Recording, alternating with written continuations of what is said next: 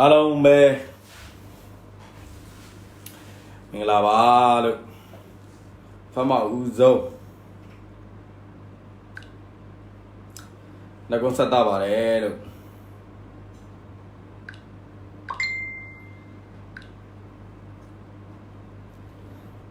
ဒီပြန်ဆောင်ကြပြီလက်ပံကကျွန်တော်တကြံအကြပါနော်မဟုတ်ပါဘူးဒီနေ့အကြမနေ့ပံအတက်မဟုတ်ပါဘူးမနေ့ပံအကျက်လက်ပံအကျက်ဖြစ်ပြီတဖြည်းဖြည်းနဲ့တကြံကြီးကကုံဆုံးသွားတော့မယ်လို့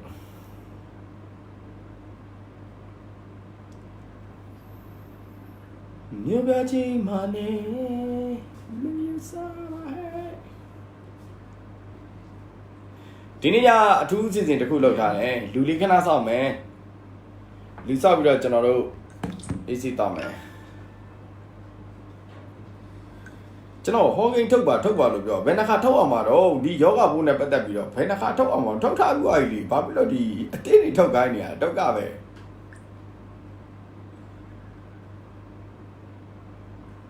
ဟောကန်ထုတ်တော့ဟောကန်တော့ဖြစ်တယ်ဟောကိန်းထုတ်တော့ဘာတိမှမလို့ဘာမှမသိတယ်ဒီတိုင်းပဲဒီနေ့အထူးစီစဉ်ရှိတယ်အထူးစီစဉ်တကြံအကြနေတော့ကာကွာဒီဘာဖြစ်လို့ဒီအတေးတွေထုတ်ခိုင်းနေတာတော့ကပဲ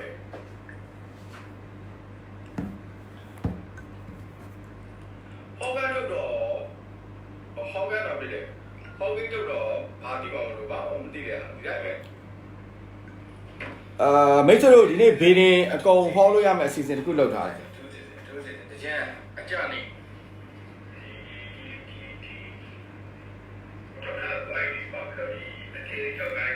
အဲ့တော့ဒီအစီအစဉ်တော့ကကျွန်တော်တချင်းဆိုပြပါမလုပ်ပါနဲ့ကျွန်တော်တန်မကောင်းပါဘူးကျွန်တော်တန်အဆိုတော်တန်မဟုတ်ပါဘူးမိတ်ဆွေတို့ဒီနေ့ဘေးရင်အကုန်ဟောလို့ရမယ့်အစီအစဉ်တစ်ခုလုပ်ထားတယ်မိတ်ဆွေတို့ကဏ္ဍပဲရွေးပြရမှာနော်ကျွန်တော်ပြီးအကုန်ဖတ်ကြပေးမယ်ကဏ္ဍဆိုတာချက်စားတဲ့ကဏ္ဍမဟုတ်ဘူးနော်တင်း3 4 5 6 9 10ကဏ္ဍကိုပြောတာအမဟုတ်လုံးရေးပေါ့ပေါ်နေပြီလုံးကစ်လေးဆိုရလားမလုံးရေးပေါ့ကျွေးလေတကယ်ကျွေးလို့မရတာမဟုတ်တာလိုင်းတွေကနေဘာကျွေးလို့ရမှာလဲဟိုတယောက်ကလည်းဘာတွေမေးနေလားမသိဘူးဆရာလူပြိုလားလို့လူအိုထားတော့ဘာလို့ဖို့လဲမသိလာဝကကြနေတော့ချက်ပေါက်တွေကနေမေးနေတဲ့တယောက်အပြင်ထွက်လာခဲ့လိုက်တော့အဲ့ချက်ပေါက်မှာဘူးမှမရှိဘူးလူပြိုလားလူအိုလားမေးနေတယ်လူပြိုလည်းမဟုတ်လူအိုလည်းမဟုတ်အချောက်ဆရာကဲရှင်းပြီလား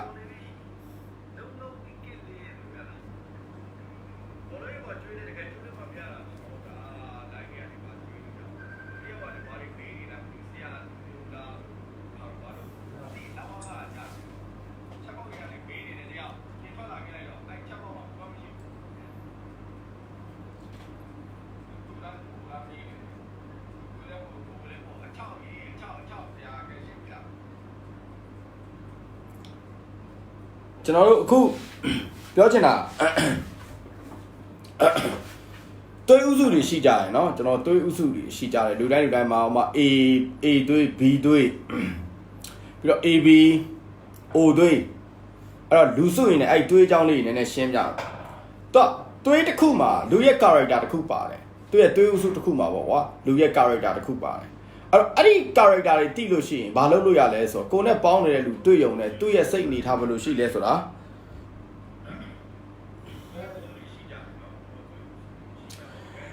အဲ့တော့အဖမဆုံး A သွေးပြောချင်တယ် A သွေးကခေါင်းပါတယ် A သွေးသမားတွေခေါင်းပါတယ်ဒါပေမဲ့စိတ်ထားနူးညံ့တယ် A သွေးသမားတွေကသူခေါင်းတော့မာတယ်ဒါတအားခေါင်းမာတယ်ဒါပေမဲ့စိတ်ထားလေးတော့နည်းနည်းနူးညံ့တယ်မဟုတ်မကန်စိတ်ရှိပြီးတော့မာမာနကြီးတတ်တယ်တခုခုကိုပြီးဆုံးအောင်လုပ်တတ်တဲ့အလေးထားရှိတယ်တခုလုပ်ပြီးတော့ဓမင်းမိတ်ဟင်းမိတ်ဖြစ်သွားတတ်တာA သွေးတွေနော်ပြင်းပြီဆိုရင်လို့ရှိရင် A သွေးတွေပြင်းပြီဆိုရင်ဘာခိုင်းမရတော့ဘူး A သွေးတွေကပြင်းပြီဆိုရင်ဘာလာခိုင်းမလုပ်တော့ဘူးနော်ဟုတ်ပြီနော်နောက်တစ်ခုကကျွန်တော် A သွေးတွေကစကားပြောတာ Jammy me, say the name of Pietabu. So as a how to do the Dama Pioda, a do the Maria, Zahajan, Janny me. Damet Duruma say now Pietao. I met Duro Zahacho line, a do the 3 hour, the Ku Janove. A do the man was a Gacho solution, the Rita, the Kukumoda low. No? Hello. Not a good. A Yaya Uti Uzon lower my jacket. Throw not like them lochum. Throw a shiny lower ma, throw a jacket. Tamara, throw Uzi Uzon, throw a good to the Janima, throw Uji, you can do Lopialim, a dudia. Namara. Throw La Visia Lopian, throw Mahoma can. Say she, Biancan Dory. No? A queen, Yala, throw Biancales Archie that. Ara, a duty. E do it, hold on, man.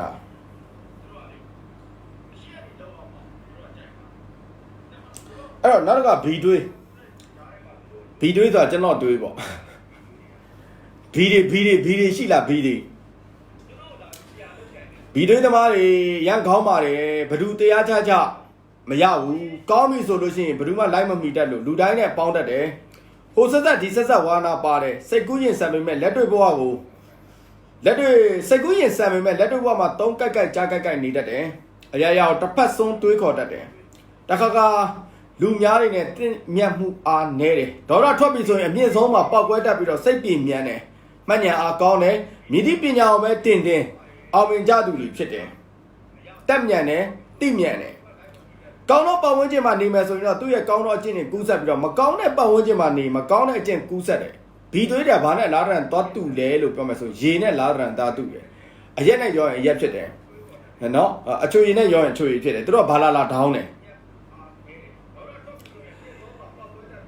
Below throw Mahomacan, Piantolan, Chinese she did with Pit. Mahomacamu, Piantolan that day, Ningan in Mamobu, Gaujo and Tamacana, Jobu de Damacana, Nabu de Damacana.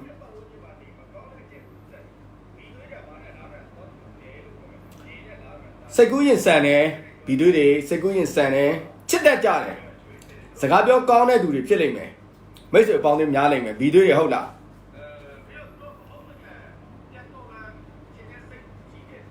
Beady Mala, Beady Mishula.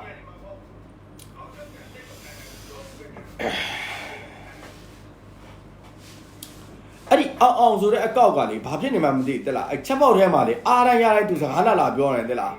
The Cassini, I also a cow by saying, Jolly a gone at the party lab on him home, Medida. ABD Lavi. ABD Sida, ABD.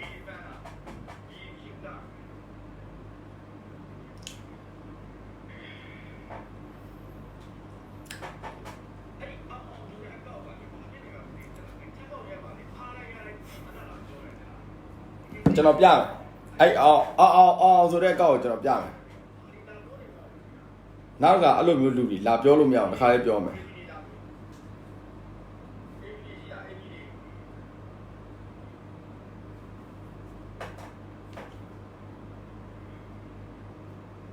Pai La Bionimum di Dula Pai La Bionimum Medida, they might over Sia a go or Sia a go a Dora G like that. Sia Lubula me. Sia Lubula me, Calepi lare, oh lare, ho lasiare, go ye, Conne, Jalare, Lubulare, Palabule, the case the yard, Palop like a goma, the dollar. Bade him made the Asia, bade him a maven, a pie labionim, and the top.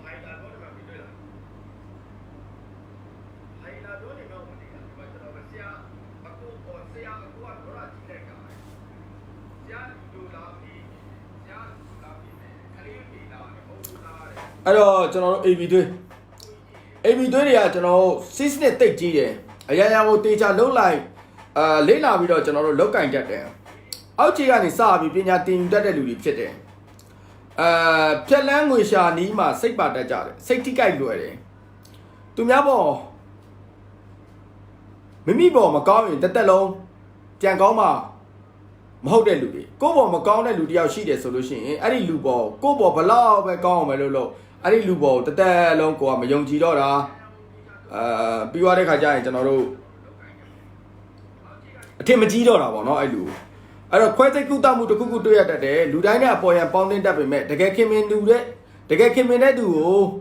အပြည့်အဝကျွန်တော်တို့ကူညီပေးတတ်ကြတယ်တီးခြားနေတိုင်းတာကိုလိုလားတယ်ငွေကြေးနဲ့ပတ်သက်ပြီးစီးစနစ်နဲ့တုံးဆွဲတတ်တဲ့သူတွေဖြစ်တယ်ယုံကြည်မှုလွန်ကဲတဲ့အတွက်ကြောင့်မလို့ခဏခဏအလိမ်ငံထိတတ်တယ်ရှုပ်ထွေးတဲ့အမှုတွေကိုမနစ်တတ်ဘူးစာသမားပေသမားတွေအဖြစ်နေထိုင်လေးရှိတယ်စာအုပ်ဖတ်မယ်စာသမားပေသမားစာအုပ်ထဲကပြောတဲ့အတိုင်းပေါ့နော်ကျေးဇူးရှင်ကိုကျေးဇူးမကန့်တတ်သူမိမိဘောကောင်းခဲ့ဘူးတဲ့ဆိုရင်တည်တဲ့အထိပြန်ကောင်းတတ်တဲ့သူဖြစ်တယ်အဲ့ဒါ AB တွေ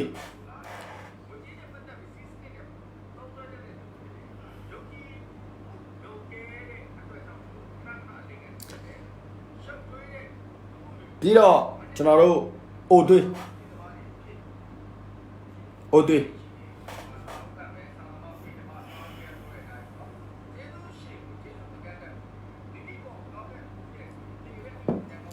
အိုတွေးတွေရှိလားအိုတွေတော့များပဲထင်တယ်ဟာလားအိုတွေများပဲထင်တယ်ကဲအိုတွေးတွေအိမ်မှာတော့ပြဿနာရှာတတ်ပေမဲ့တငယ်ချင်းတွေနဲ့တွဲပြီးဆိုရင်အိမ်မှာတော့အိုသွေးတွေကပြဿနာရှာခြင်းရှာလိမ့်မယ်အပြင်လောကမှာတငယ်ချင်းပေါင်းတဲ့မိတ်ဆွေပေါင်းတဲ့နေနဲ့တော့အဆင်ပြေချောမွေ့တဲ့သူတွေဖြစ်တယ်လိုက်တွဲညီတော်ဆိုတာနေတတ်တဲ့သူတွေဖြစ်တယ်အရာရာအားလုံးတက်တက်ကြွကြွနဲ့ပါဝင်လှုပ်ဆောင်တတ်တဲ့သူတွေဖြစ်တယ်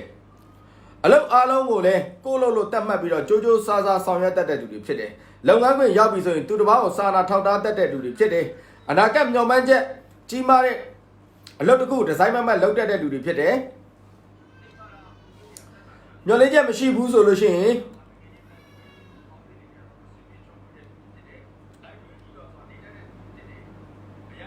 တခါလေးမှာစကားနေတယ်အေးအေးဆေးနေတတ်တယ်တယောက်တည်းတွေးခေါ်ရတာကြိုက်တယ်တယောက်နဲ့စိတ်ကတိကောက်ဖြစ်သွားတဲ့အခါတိုင်းမှာစိတ်ထဲမှာစုမထားဘဲနဲ့တစ်ဖက်သားကိုပြက်သားသားချစ်ချင်းပြန်လည်ပြောတတ်တဲ့လူတွေဖြစ်တယ်ဒါပေမဲ့အားလုံးပြီးသွားတယ်ဆိုရင်တော့ငါဘေတုံးကဘာလုပ်ခဲ့တယ်ဆိုတဲ့ပုံစံမျိုးပြန်ပြောလေးရှိတယ်။အိုတွေးတွေလေမှန်လားမသိဘူး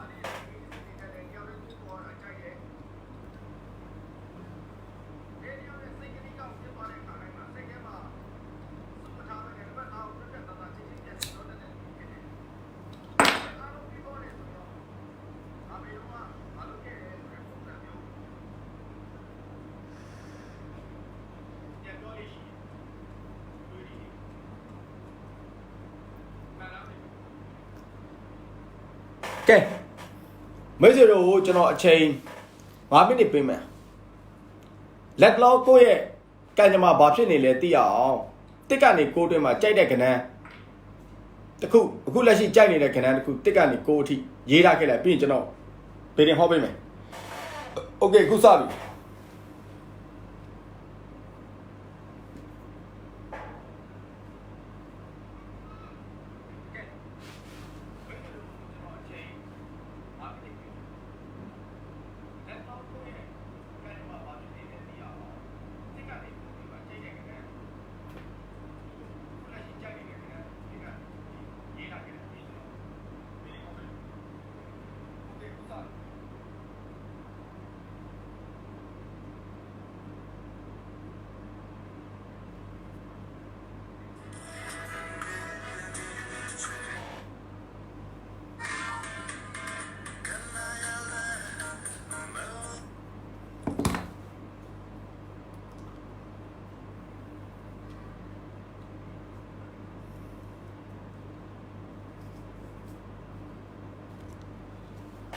5မိနစ်ချိန်ပေးမယ်နော်ကြိုက်တဲ့ကဏ္ဍရွေးခဲ့လိုက်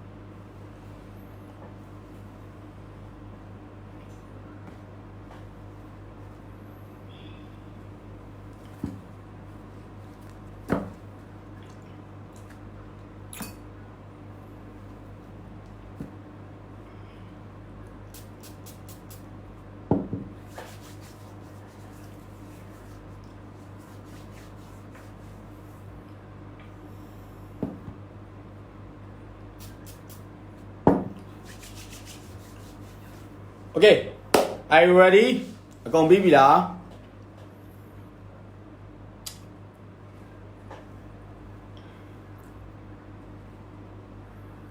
စမယ်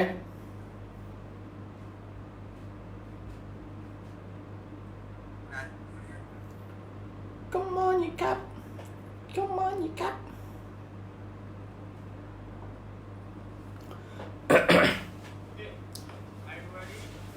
နံပါတ်1ကနန်းရွေးချယ်ထားတဲ့လူတွေဟာအခုကိစ္စမှာအများနဲ့လောက်ကန်ရမယ့်ကိစ္စတစ်ခုကိုတင်ကြံစီထားတာတွေရှိပါလိမ့်မယ်တင်းတက်မပါဘဲနဲ့အများအတွက်ဖြစ်နေတယ်အခုမိတ်ဆွေတို့ကြံစထားတဲ့ကိစ္စတွေဟာနော်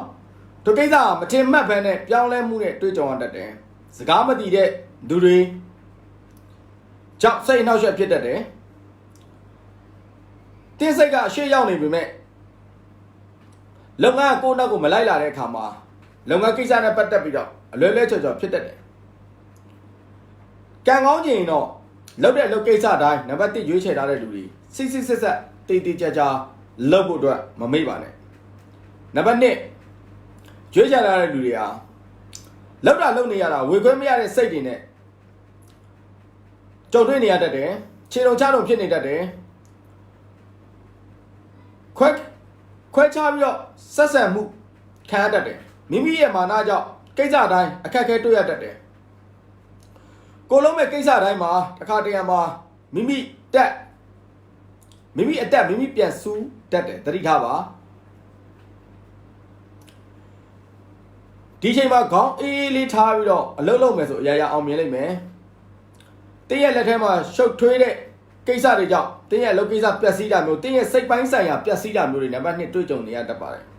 ဒါကြောင့်မလို့ဝေခွေးလို့မရတဲ့ကိစ္စတွေနော်လုပ်ကျင်ကြိုင်ကျင်စိတ်များနေတာတွေကြောင့်လွယ်လွယ်မမဖြစ်တတ်တယ်နံပါတ်2ရွေးချယ်ထားတဲ့လူတွေပါနံပါတ်3ရွေးချယ်ထားတဲ့လူတွေကမရမှန်းတိတိနဲ့လုပ်နေတတ်တယ်နော်နံပါတ်3ရွေးချယ်ထားတဲ့လူကကိုယ့်အရေးချင်းထက်သူများအရေးချင်းသူများပေါ်မိခိုခြင်းတဲ့စိတ်များနေတယ်အခုကြုံတွေ့နေရတဲ့ပြဿနာမှာသူများအားကိုးလို့စိတ်တွေတအားများနေတယ်အဲ့ဒါလေးနည်းနည်း short တင်တယ်နံပါတ်3ရွေးချယ်ထားတဲ့လူတွေအဲ့လိုများသူများကိုအားကိုးခြင်းတဲ့စိတ်သူများကိုမိခိုခြင်းတဲ့စိတ်အရန်များသွားရင်အခုမိတ်ဆွေတို့လှုပ်ဆောင်မဲ့ကိစ္စတွေမှာအောင်မြင်မှုအတွက်ခက်ခဲလိမ့်မယ်စိတ်တွေတူဝင်နေမယ်စိတ်တွေလေးလံနေမယ်တဲ့ဒုက္ခရောက်တဲ့အခါမှာတင့်ကိုမနာလိုတဲ့သူတင့်ကိုမုန်းတီးတဲ့သူတွေကပျော်ရွှင်နေတာကြည်နူးနေတာတင့်ဘော်ကိုစောင်းမောင်းပြောဆိုနေတာတွေတင်တွေ့ကြုံလာမယ့်အချိန်ပိုင်းကြတစ်ခုဖြစ်တယ်။ဘာပဲလို့ရင်တမမနဲ့စိတ်အေးဆေးဆေးလုပ်ရတဲ့လုပ်ငန်းဆိုတာမိတ်ဆွေတို့စီမှာရှားပါတယ်။ဘာပဲလို့အပူပင်နဲ့လှုပ်လို့နေရတတ်တယ်။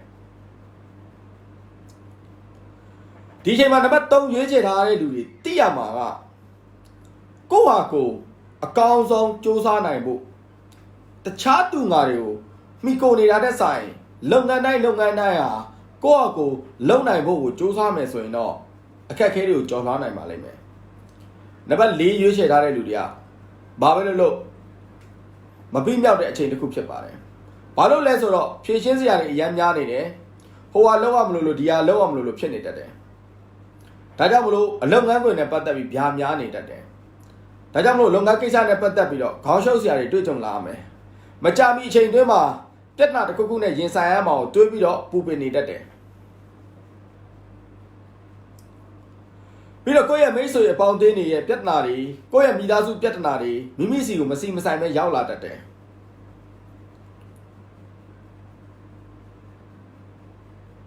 ဒါကြောင့်မလို့ပြဿနာတစ်ခုကို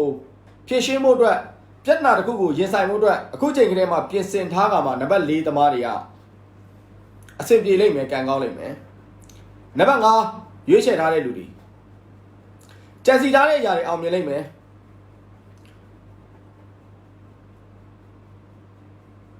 တကယ်လို့ကိုကြံစီထားတဲ့အရာတွေကိုယ်တိုင်မလုပ်ခဲ့တယ်ပဲဖြစ်ဖြစ်ကိုယ့်ရဲ့မိတ်ဆွေတူတယောက်ကူညီမှုတွေနဲ့အဲ့လုပ်ငန်းအောင်မြင်လာလိမ့်မယ်လုပ်ငန်းခက်ခဲတစ်ခုဖြစ်လာတဲ့အခါကျရင်ဘေးနာကိုကူညီမဆတဲ့လူတွေနဲ့တွေ့ကြုံလာမယ့်အချိန်ပိုင်းကြတစ်ခုဖြစ်တယ်ဒါကြောင့်မလို့ကိစ္စတိုင်းကိုယ့်ရဲ့တိတက်နားလဲတဲ့လူတွေနဲ့တိုင်ပင်ဆွေးနွေးဖို့အတွက်မမေ့လျော့ပါနဲ့တိုင်ပင်မှာဆွေးနွေးပါဒီချိန်မှာအထက်လူကြီးတွေနဲ့他咋没带他的伢巴里面，哎嘛是你的美的，两个嘛是铁路机的呢，他咋没带他的伢里面，咱们底干嘛？哎，底干来个就话，这前嘛过得高就变撇包拉来嘛嘞。毕竟人家不得比现在对抗他的路的，那把俺约起他的时候，毕竟一个啥呢不得比澳门木也是吧嘞嘛。那把叫约起他的路的呀。老电脑没老板呢，没老电脑，后路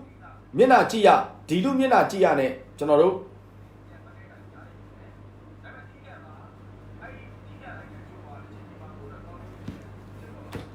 那把叫约起他的路的呀，老电脑没老板呢，后路面那叫，地路面那叫，后路给啥叫，地路给啥叫，喏，后路在哪啦呢，地路在哪啦呢，喏，过路过没路啊，这下路的，你成功你得的，ဒီချိန်မှာအာနာစိတ်ကိုဖျောက်မှနံပါတ်6ရွေးချယ်တဲ့လူတွေကအောင်မြင်လိမ့်မယ်အာနာနေတွေကတော့အဆင်ပြေမှာမဟုတ်ဘူးခရီးသွားဖို့စီစဉ်ထားတာတွေနော်ပြက်ပြက်သွားတတ်တယ်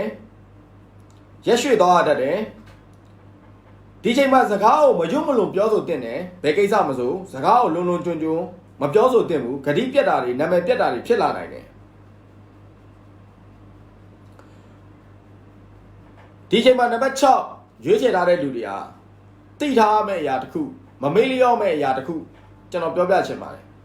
ကိုယ့်ကိုချစ်မလို့လို့နဲ့ကိုယ့်ပေါ်ကျင်နာမလို့လို့နဲ့ကိုယ့်ကိုဒုက္ခပေးနေတဲ့လူတွေကိုယ့်နားမှာရှိနေတယ်ဆိုတော့မမေ့ပါနဲ့နံပါတ်9ဒီချိန်ဟာပြိုင်ဆိုင်မှုအပြင်းထန်ဆုံးအချိန်ဖြစ်တယ်နံပါတ်9ရွေးချယ်ထားတဲ့လူတွေကသတိလက်လွတ်နေလို့ကတော့နံပါတ်9ရွေးချယ်ထားတဲ့လူတွေကကြာရှုံးပါပဲဒါကြောင့်မလို့သတိထားတင်တယ်လို့ကျွန်တော်အနေနဲ့သုံးသပ်ပြီးတော့ဟောကြားပေးချင်တယ်ကိုရဲ့ရင်ဆိုင်ရမယ့်ရန်သူဟာကိုရဲ့မိတ်ဆွေအဖြစ်ဟန်ဆောင်ပြီးနေတတ်တယ်ဒါမှမဟုတ်လို့ရှိရင်ကိုရဲ့ခင်မင်တဲ့သူအဖြစ်ဟန်ဆောင်ပြီးနေတတ်တယ်သတိထားပါ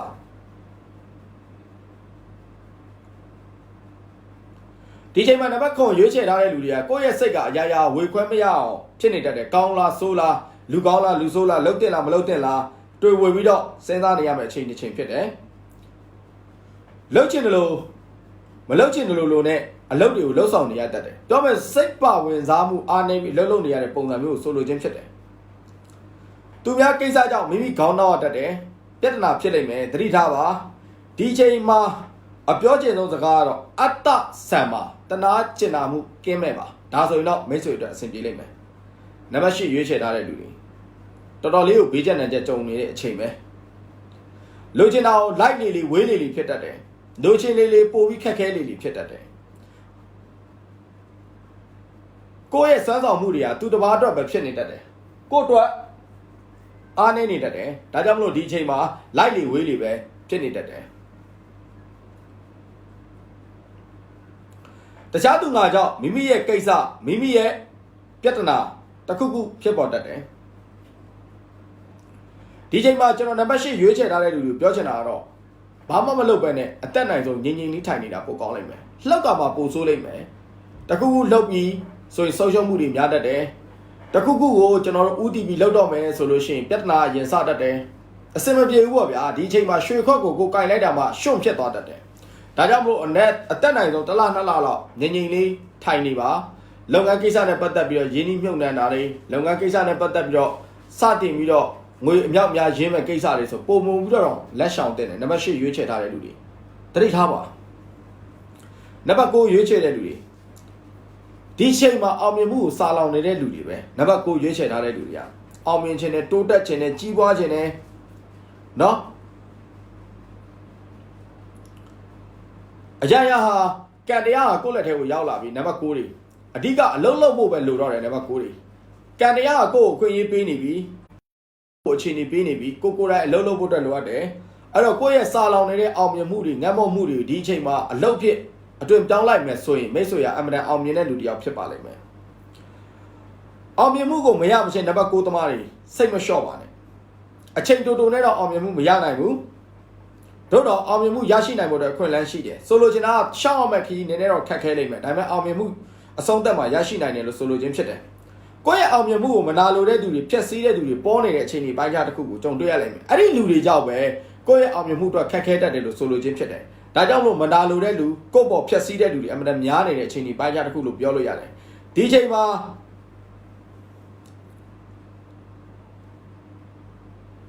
ကိုညီပေးမဲ့လူတွေ ကိုစီကိုအများကြီးလာလိုက်မယ်ငါဘာလုပ်ပေးရမလဲငါဘာကူညီပေးရမလဲအဲ့ရောက်မှားပြီးတော့အဲ့ဒီအကူညီတွေကိုတားပြီးလက်မခံမိစေနဲ့လက်ခံမိတယ်ဆိုရင်အဲ့ဒီအကူညီတွေနောက်ကရယူပိုင်ဆိုင်မှုတွေပါလာတတ်တဲ့အတွက်ကြောင့်မလို့ဒီချိန်မှာသူများကူညီမှုကိုလက်မခံတဲ့အချိန်ကြီးပိုင်းခြားတစ်ခုဖြစ်တယ်အဲ့ဒီကူညီမှုကလည်းမျှော်လင့်ချက်နဲ့ကူညီတဲ့ကူညီမှုတွေဖြစ်သွားတတ်တယ်ဘာပဲဖြစ်ပါနံပါတ်9သမားတွေကဒီအချိန်မှာကံကောင်းတဲ့အချိန်တစ်ခုပါအဲ့တော့လုပ်ငန်းကိုစတင်ပြီးလုပ်ပါလို့ကျွန်တော်အနေနဲ့တုံးတက်ပြီးဟောကြားပေးရှင်းပါတယ်โอเคအဲ့တော့ကျွန်တော်တနေ့တာဟောစမ်းလေးစဟောလိုက်အောင်ဒါတော့ကျွန်တော်အပျော်တဘောဘေးတင်ဟောပေးခြင်းဖြစ်ပါတယ်မွေးနေ့တက်ကလေးလည်းမသိရဘူးဘာမှလည်းမသိရဘူးကျွန်တော်ဘက်ကကျွန်တော်တီထွင်ထားတဲ့စိတ်ပိုင်းဆိုင်ရာနဲ့ပတ်သက်တဲ့ဘေးတင်ကိုကျွန်တော်စမ်းတက်တဲ့တဘောနဲ့ဟောပေးနေခြင်းဖြစ်ပါတယ်ဒီ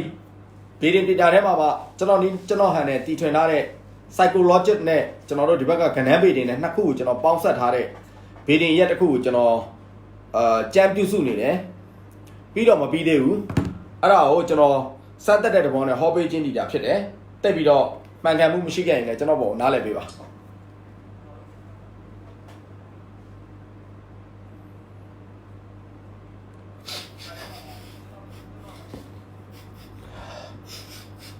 ရပါညော်နေရတယ်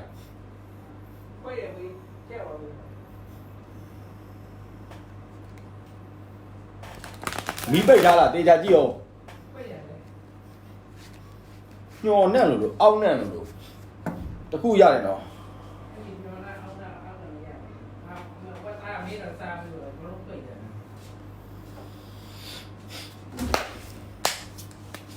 မင်းဘာနဲ့ရလဲဟုတ်ပြန်နိုင်ရဘယ်ပြန်ခုလူတွေကပြင်မဖက်ကြတာပြင်မထွက်တာမဟုတ်အဲ့အမိုက်တွေကမနေ့ကပြစ်လိုက်တော့နာနေလိုပဲတခုခုဘာနာနေတော့မသိရဒီနားပါနာလို့ဆိုတာမိုက်နာပဲရမိုက်တမအောင်မိုက်တမမလာလေအမိုက်တို့ဘယ်မှာပြစ်လဲအဲ့မှာတောင်းပြစ်လိုက်တော့အမိုက်တမမလာဆိုကြံပြီးတဲ့အထိလေအိမ်နောက်ဖွင့်မှာကိုအမိုက်တွေတန်းစီသွားလိုက်မယ်ဟုတ်ပါမိတ်တယ်โอเคစမယ်တနေ့တာโอเคရိုက်ထားရတော့စမဲကအခုမှရတာနေခဲ့ရပါတယ်ထဲမှာမင်းရတယ်โอเคမနေ့ကကြုံတွေ့လာမယ်ကျွန်တော်တလင်းတွေတာသမီတွေအကန်ကြအောင်စဟော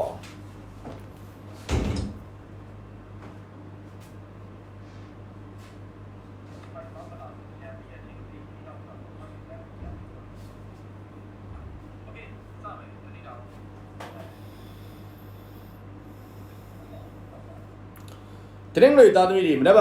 ကျွန်တော်တို့အလုပ်ကိစ္စနဲ့ပတ်သက်ပြီးတော့ကိုယ်ပိုင်လုပ်ငန်းလှုပ်ဆောင်နေတဲ့လူတွေအားလုံးဟာလုပ်ကိစ္စမှာဆုံးရှုံးနေတာမှုတွေပြဿနာခက်ခဲတွေကြုံတွေ့ရမယ့်အချိန်ပိုင်းကြားတစ်ခုဖြစ်တယ်။ဒါကြောင့်မလို့ကျွန်တော်တရင်တွေသားသမီးတွေဟာအလုပ်ကိစ္စနဲ့မနေ့က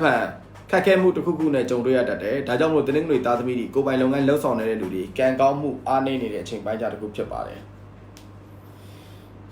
ငွေကြေးကိစ္စနဲ့ပတ်သက်ပြီးတော့တနင်္ဂနွေသားသမီးတွေဟာကိုယ့်ရဲ့မိတ်ဆွေပေါင်းသင်းစီမှာအကူအညီတောင်းတာဖြစ်လူတူဦးတယောက်တခြားတယောက်စီမှာကျွန်တော်တို့အကူအညီတောင်းတာဖြစ်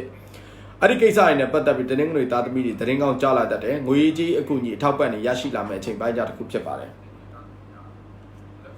ကျမကြီးကိစ္စနဲ့ပတ်သက်ပြီးတော့တနင်္ဂနွေသားသမီးတွေကရင်ဘတ်နာတာတွေရင်ဘတ်အောက်တာတွေဖြစ်တတ်တယ်အမျိုးသမီးယောဂနဲ့ပတ်သက်ပြီးတော့သွေးလီခြောက်ခြားမှုတွေသွေးပိုင်းဆိုင်ရာလေပိုင်းဆိုင်ရာနဲ့ပတ်သက်ပြီးမျိုးသမီးယောဂတွေနဲ့ပတ်သက်ပြီးတော့ဖောက်လဲဖောက်ပြန်ဖြစ်တတ်တယ်အမျိုးသားတွေရင်ဘတ်အောက်တာခေါင်းကိုက်တာတွေဖြစ်တတ်ပါတယ်သတိထားပါ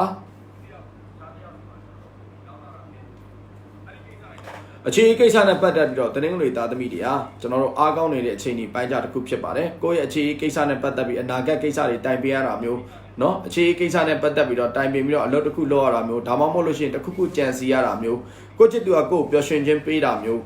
အခြေအနေကိစ္စနဲ့ပတ်သက်ပြီးမပြေလည်တာတွေပြန်လည်ပြီးတော့အဆင်ပြေလာတာမျိုးတွေမနေ့ကတွေ့ကြုံလာရနိုင်ပါတယ်လက်ဘက်ကကြုံတွေ့လာမဲ့ကျွန်တော်တနင်္ဂနွေသားသမီးတွေရဲ့အိမ်တော်ရေးအခြေအနေကတော့ငွေကြေးအပူပင်ကြုံတွေ့ရတတ်ပါတယ်ငွေကြေးကိစ္စတွေဖြေရှင်းရတတ်တယ်ငွေကြေးကိစ္စနဲ့ပတ်သက်ပြီးပူပင်တော့ကစိတ်မောတာတွေမနေ့ကအိမ်တော်တွေတွေ့ကြုံလာမဲ့အချိန်ပိုင်းကြတစ်ခုဖြစ်တယ်တနင်္ဂနွေသားသမီးတွေကြုံတွေ့လာမဲ့ကျွန်တော်တို့ရုံးဝင်တဲ့အစိုးရဝန်ထမ်းတွေဟာကိုယ့်ဘက်ကခေါင်းမွန်စေခြင်းနဲ့စံသားနဲ့လှုပ်လိုက်တဲ့အလုပ်တွေမှန်သမျှအလွဲကျော်ဖြစ်တဲ့အတွက်ကြောင့်မလို့နာမည်ပြတ်တာတွေသူများကိုယ်အပြစ်တင်ပြောဆိုတာတွေတွေ့ကြုံလာမဲ့အချိန်ပိုင်းကြတစ်ခုဖြစ်တယ်ဒါကြောင့်မလို့အတက်နိုင်ဆုံးအလုပ်ကိစ္စနဲ့ပတ်သက်ပြီးကိုယ်နဲ့မပတ်သက်တဲ့အလုပ်ကိစ္စကိုယ့်အလုပ်ကိစ္စတင်ကိုယ့်အလုပ်ကိစ္စပဲဖြစ်ဖြစ်သူများကိစ္စပဲဖြစ်လုပ်တဲ့အခါမှာတေချာဂရုစိုက်ပါကိုလုပ်လိုက်တဲ့အလုပ်ကိစ္စတစ်ခုခုလွဲမှားမှုကြောင့်ကိုယ့်ရဲ့နာမည်ပြတ်တာကိုယ့်တခြားလူတစ်ယောက်ကအပြစ်တင်တာစူတာငေါက်တာတွေ့ကြုံလာမဲ့အချိန်ပိုင်းကြတစ်ခုဖြစ်ပါတယ်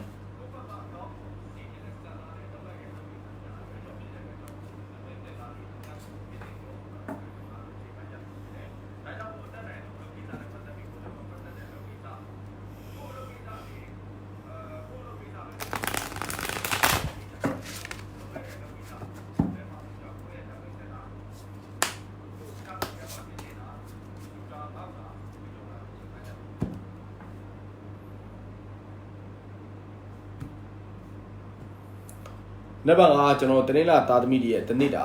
ကမ်းကြမ္မာဖြစ်ပါတယ်ဒီလသားသမီးတွေကမနက်ဖြန်ကအလုပ်လုပ်တဲ့ခါမှာမရွတ်မနုံအလုပ်တွေလုပ်ဆောင်ရတတ်ပါတယ်စုံမဲ့ချက်မပြတ်သားတဲ့အပိုင်းခြားတွေတခုခုလောက်တာခဏီးကြရင်ကျွန်တော်ခြေတုံဖြစ်တာတွေမလုံရဲတာတွေမစွန့်လွတ်နိုင်တာတွေကြောင့်အလုပ်လုပ်တဲ့ခါမှာအထစ်တစ်ငေါက်ငေါက်တွေဖြစ်ပေါ်တတ်ပါတယ်အဓိကတော့စိတ်နှစ်ခွဖြစ်နေတဲ့အပိုင်းခြားကိုမနက်ဖြန်ကကိုယ်ပိုင်လုပ်ငန်းတွေကြုံတွေ့ရပါလိမ့်မယ်လုပ်ရင်ကောင်းမလားမလုပ်ရင်ကောင်းမလားလုပ်တင်လားမလုပ်တင်လားစသဖြင့်စဉ်းစားချင်းချိန်တွေယူကျွန်တော်တို့အချိန်ကုန်နေရတတ်ပါတယ်ဒါကြောင့်မို့မနက်ဖြန်ကလုပ်ငန်းကိစ္စနဲ့ပတ်သက်ပြီးစိုးရင်ပူပန်မှုတချို့တစ်ဝက်ကြုံတွေ့လာနိုင်တယ်တနေ့တာသားသမီးတွေမနက်ဖြန်ကကျွန်တော်တို့ငွေကြီးကိစ္စနဲ့ပတ်သက်ပြီးတော့ကျွန်တော်တို့မထင်မှတ်ထားပဲနဲ့ကျွန်တော်တို့ငွေဝင်လာတာမျိုးတွေမထင်မှတ်ထားပဲနဲ့တဏီယာနေတစ်ဆင့်ကျွန်တော်စုကြီးပေါက်တာထီပေါက်တာချဲပေါက်တာနှလုံးပေါက်တာစသဖြင့်ပေါ့နော်ဒီလိုအပိုင်းကဏ္ဍနဲ့ပတ်သက်ပြီးတော့ငွေကြေးဝင်လာတတ်လို့လက်ဆောင်ပစ္စည်းရတာမျိုးဒါမှမဟုတ်တစ်ခုခုအထောက်ပံ့ရတာမျိုးတွေမနက်ဖြန်ကတွေးကြုံလာမယ်အချိန်ပိုင်းခြားတစ်ခုဖြစ်ပါတယ်မနက်ဖြန်ကတနေ့လာသားသမီးတွေကျမကြီးကိစ္စနဲ့ပတ်သက်ပြီးတော့ကျွန်တော်တို့သတိထားမယ်အပိုင်းကအေ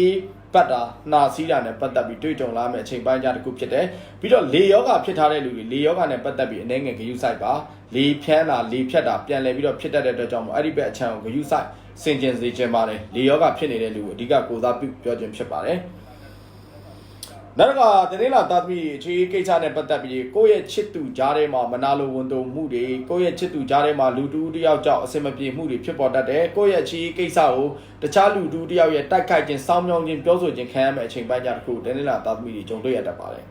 ဆက်လက်ပြီးတော့အိမ်တော်ရေးကိစ္စမှာကိုယ့်ဘက်ကကောင်းစေခြင်းလို့လုပ်တဲ့ကိစ္စတွေမှာတစ်ဖက်လူရဲ့နားလည်မှုတဘောထားခြင်းကွဲလွဲပြီးတော့ကိုယ့်ဘောပြောဆိုလိုက်တဲ့အတွက်ကြောင့်မလို့ကျွန်တော်အိမ်တော်ရေးကိစ္စမှာမနက်ဖြန်ကဝမ်းနဲ့ကြေကွဲစရာတွေကြုံတွေ့ရတတ်တယ်အိမ်တွင်းမှာတယောက်နဲ့တယောက်မသိမြတ်တာအိမ်တွင်းမှာတယောက်နဲ့တယောက်အစင်မပြေဖြစ်တာအိမ်တွင်းမှာကျွန်တော်တယောက်နဲ့တယောက်နားလည်မှုတဘောထားခြင်းတွေကွဲလွဲတာတွေကြောင့်အိမ်မှာနေရတာစိတ်ရှုပ်ရတာစိတ်ညစ်ရတာတွေတွေ့ကြုံလာမယ့်အချိန်ပိုင်းကြာတစ်ခုဖြစ်ပါတယ်မနေ့ကတွေ့ကြုံလာမယ့်ကျွန်တော်တို့ရုံးဝန်ထမ်းအစိုးရဝန်ထမ်းတွေအနေနဲ့ကျွန်တော်တို့တနေ့လာသားသမီးတွေဟာကိုယ့်ရဲ့လုပ်ငန်းကိစ္စနဲ့ပတ်သက်တဲ့ကိစ္စအဟောင်းတွေပြန်လည်ပြီးတော့ပြုလုပ်ရတတ်တယ်အရင်လတွေတုန်းကကိုယ့်ရဲ့မပြီးမြောက်ထားတဲ့အလုပ်ကိစ္စတွေအလုပ်အကျွင်းကြံတွေပြန်လည်ပြီးတော့လှုပ်ဆောင်ရတတ်တယ်ပြီးသွားတဲ့ခါကျရင်ကိုယ့်ရဲ့လုပ်ငန်းခွင်မှာရှိနေတဲ့မပြီးပြတ်တဲ့ပြဿနာတွေပြန်လည်ပြီးတော့အစပြိုးလာတဲ့အချိန်ဒီပိုင်းခြားတစ်ခုဖြစ်တယ်ဒါကြောင့်မလို့ပြဿနာအစပြိုးထားတဲ့လူပြဿနာဖြစ်ထားမှုတဲ့လူဆိုပုံမပြီးတော့ယူဆိုင်တင်တယ်မပြီးဆုံးတဲ့ပြဿနာတွေပြန်လည်ပြီးတော့မီးပြန်မှုေးလာတတ်တယ်သတိထားပါကိုယ်နဲ့မသိမြတ်တဲ့လူတွေပြန်လည်ပြီးတော့တင်းမြတ်မလို့ဖြစ်နေတဲ့အရာကနေစဉ်ပြန်လဲပြီးတယောက်နဲ့တယောက်ရန်သူဖြစ်သွားတာမျိုးတွေဖြစ်တတ်တယ်။ဒါကြောင့်မလို့ပြဿနာအစပြိုးရှိခဲ့တဲ့လူတွေဆိုရင်သတိထားပါပြဿနာပြန်လဲဖြစ်တတ်တယ်။ဒါမှမဟုတ်လို့ရှိရင်ကိုယ့်ရဲ့အရင်လာတော့မပြီးပြတ်တဲ့အလုပ်တွေပြန်လုပ်ရတာမျိုးဒါမှမဟုတ်လို့ရှိရင်ကိုယ့်ရဲ့နေရာဟောင်းဌာနဟောင်းအလုပ်ဟောင်းပြန်လုပ်ရတာမျိုးတွေတွေ့ကြုံလာမယ့်အချိန်ပိုင်းကြာတစ်ခုလည်းဖြစ်ပါတယ်။ပြီးရင်ကိုယ်နဲ့အတူတူလုပ်ဖို့ကင်ဘက်အဟောင်းနေကျွန်တော်တို့ပြန်လဲပြီးတွေ့ရှိခွင့်ရမယ်ကိုနဲ့ကင်းကောက်သွားတဲ့ကျွန်တော်လုပ်ဖို့ကင်ဘက်တွေပေါ့နော်ကိုနဲ့မတွေ့ရတာကြာပြီဖြစ်တဲ့ကိုရဲ့မိတ်ဆွေပေါင်းတင်ဟောင်းနေလုပ်ဖို့ကင်ဘက်ဟောင်းနေနဲ့အဆက်တွေ့ရတာမျိုးပြန်လဲပြီးတော့အပြင်မှာတွေ့တာဖြစ်ဖြစ်ဖုန်းနဲ့ဖြစ်ဖြစ် online မှာဖြစ်ဖြစ်ပြန်လဲပြီးတော့ချိတ်ဆက်မိလာတယ်ပိုင်းခြားတစ်ခုဖြစ်ပါတယ်ဘယ်တော့ကကြုံတွေ့လာမယ်ကျွန်တော်တို့ရဲ့အင်္ဂါသားသမီးတွေရဲ့တဏိတာကံကြမ္မာဖြစ်ပါတယ်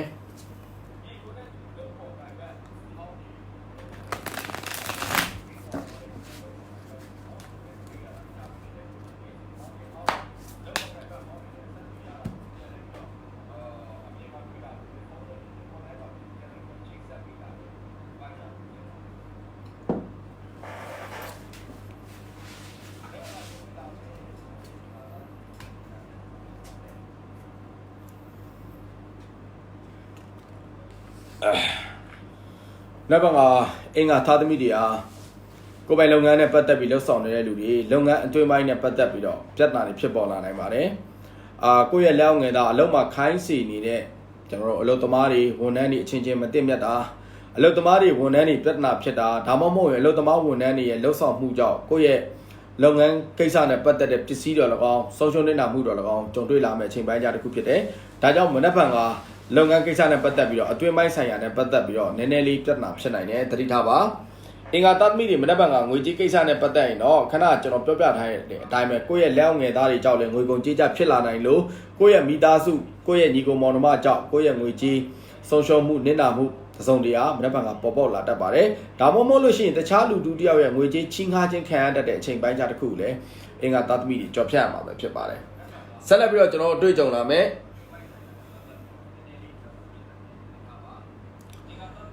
ကျမကြီးကိစ္စနဲ့ပတ်သက်ပြီးအင်္ဂါသားသမီးတွေပါအင်္ဂါသားသမီးတွေကမနက်ဖြန်ကကျမကြီးကိစ္စနဲ့ပတ်သက်ပြီးတော့ခေါင်းနဲ့တစ်ခုနဲ့စောင့်မိတာထိမိတာဖြစ်တတ်တယ်ဒါမှမဟုတ်လို့ရှိရင်ကျွန်တော်တို့ခေါင်းကိုက်တာခေါင်းတစ်ခုနဲ့ထိမိလို့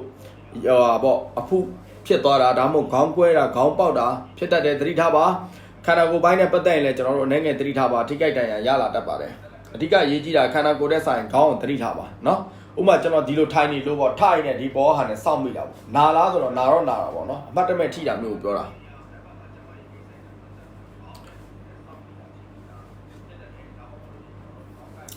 အခြေကိစ္စနဲ့ပတ်သက်ပြီးအင်္ဂါသားသမီးတွေကမနက်ဖြန်ကစိတ်လိုမကြမှုတွေဖြစ်ပေါ်တတ်မယ်ကိုဖြစ်ချင်တဲ့စံသားကိုဖြစ်ချင်တဲ့သဘောတရားသဘောတဘာဝနဲ့ကိုချစ်သူနဲ့နားလည်မှုသဘောထားချင်းတွေကွဲလွဲတဲ့ကြောင့်မလို့အခြေကိစ္စမှာကျွန်တော်တို့အလိုမကြမှု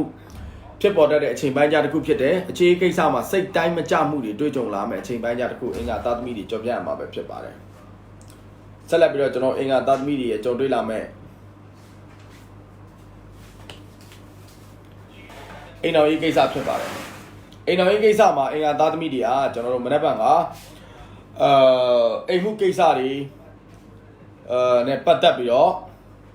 ငွေကုန်ကြေးကြအနေငယ်ဖြစ်လာနိုင်ပါတယ်ကိုယ့်ရဲ့အိမ်တွင်းမှာရှိနေတဲ့ပစ္စည်းတွေဝယ်တာချမ်းသာဒါမှမဟုတ်လို့ရှိရင်ကိုယ့်အိမ်မှာရှိနေတဲ့ပစ္စည်းတစ်ခုဆုံးရှုံးသွားတဲ့အတွက်ကြောင့်မလို့ငွေကြေးနစ်နာမှုတွေလည်းကြုံတွေ့လာမယ့်အချိန်ပိုင်းကြားတစ်ခုဖြစ်တယ်ဒါကြောင့်မလို့မနက်ဖြန်ကအိမ်တော်တဲ့တွေခါတိုင်းနေ့ထက်ကျွန်တော်တို့ငွေကုန်ကြေးကြပုံမှုပြီးတော့များနေတတ်ပါတယ်ဆက်လက်ပြီးတော့ကျွန်တော်တို့အိမ်တော်ရေးကိစ္စပြီးသွားရင်အင်္ဂါသားသမီးတွေကျွန်တော်တွေ့ကြုံလာမယ့်အလောက်ကိုင်းအစိုးရဝန်ထမ်းရုံးဝန်ထမ်းတွေနဲ့ပတ်သက်တဲ့ကံကြမ္မာကိုဟောကြားပေးမှာဖြစ်ပါတယ်အစိုးရဝန်ထမ်းရုံးဝန်ထမ်းတွေကမနက်ဖြန်ကအများနဲ့ပူးပေါင်းပြီးလှုပ်ဆောင်ရတဲ့အလုပ်တွေမှာအားနည်းနေတယ်အဖွဲ့အစည်းနဲ့ပတ်သက်ပြီးလှုပ်ဆောင်ရမယ့်အလုပ်တွေမှာပြဿနာတစ်ခုဖြစ်တတ်တယ်အတင်းဖွဲ့နဲ့ပတ်သက်ပြီးလှုပ်ဆောင်ရတဲ့အလုပ်တွေမှာတယောက်နဲ့တယောက်နားလည်မှုသဘောထားချင်းတွေကွဲလွဲတတ်တယ်ဒါကြောင့်မလို့အတင်းဖွဲ့နဲ့အဖွဲ့အစည်းနဲ့ပတ်သက်ပြီးလှုပ်ဆောင်ရတဲ့အလုပ်တွေလုပ်တော့မယ်ဆိုရင်အင်္ဂါသားသမီးတွေသတိထားစေချင်ပါတယ်ဆက်လက်ပြီးတော့ကျွန်တော်ဘောဓဟုသားသမီးရာဟုသားသမီးတွေရဲ့တနေ့တာခံကြမှာကိုဟောကြားပေးပါမယ်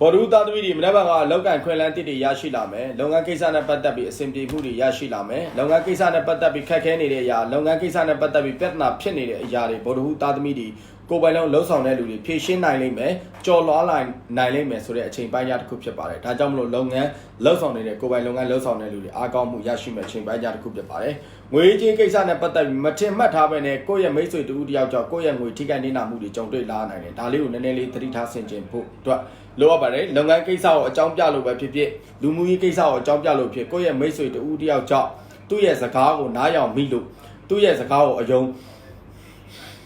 ယုံကြည်မိလို့ကျွန်တော်ပြဿနာတစ်ခုခုဖြစ်တာမျိုးငွေကြေးတစ်ခုဆုံးရှုံးတာမျိုးတွေကြုံတွေ့လာနိုင်ပါတယ်မနက်ဖြန်ကဘောဓဟုသားသမီးရာဟုသားသမီးတွေကကျွန်တော်တို့အပူလောင်တာအပူဟတ်တာနဲ့ပတ်သက်ပြီးတော့တွေ့ကြုံလာမယ့်အချိန်ပိုင်းကြားတစ်ခုဖြစ်တယ်ဒါကြောင့်မလို့မနက်ဖြန်ကဘောဓဟုသားသမီးတွေကျန်းမာရေးကိစ္စနဲ့ပတ်သက်ပြီးအပူလောင်တာအပူဟတ်တာခံရတတ်တယ်ဒို့မို့အစိတ်ရှိတဲ့အကောင်တစ်ခုခုကိုက်ခံရတာအင်းဆက်တစ်ကောင်ကောင်ကိုက်လို့ကိုယ့်ရဲ့ခန္ဓာကိုနာကျင်တာအရေးကြီးဘူးပေါက်တာအဖုဖိတ်တွေပေါ်ပေါက်လာတာတွေ့ကြုံလာမယ့်အချိန်ပိုင်းကြားတစ်ခုလည်းဖြစ်ပါတယ်နောက်တစ်ခါကျွန်တော်အခြေကိစ္စမှာကိုယ့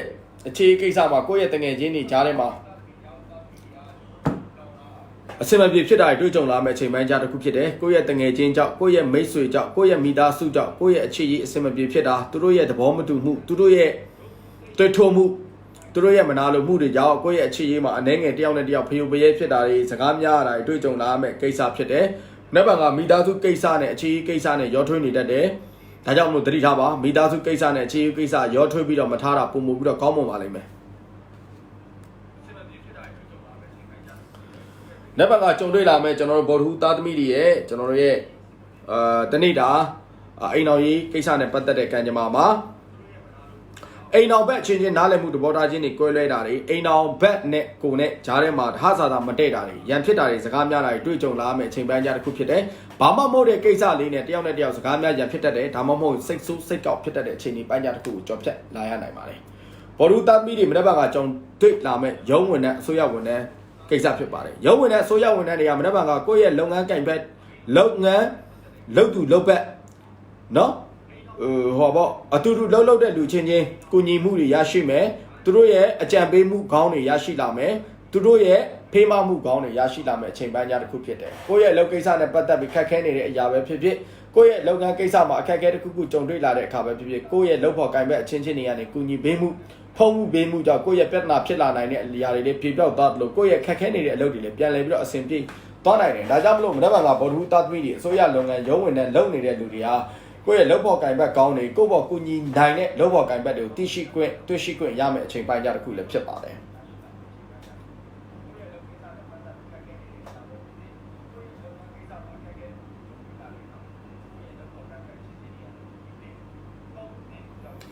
နောက်ကြုံတွေ့လာမယ့်ကြာတာပရိသားသမီးတွေရဲ့တနေ့တာခံကျွန်တော်ဟောကြားပေးပါမယ်မနက်ကကျွန်တော် live လွှင့်တာမှီတဲ့လူတွေရှိကြလာ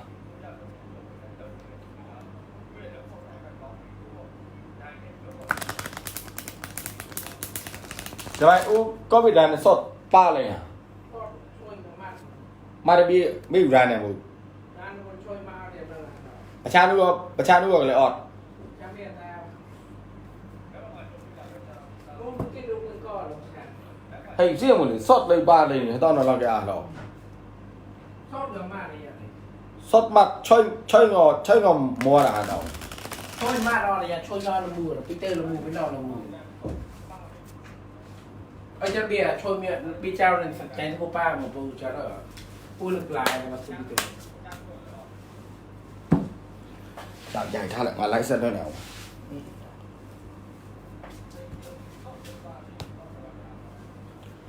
လက်ပါကကြုံတွေ့လာမဲ့ကျွန်တော်တို့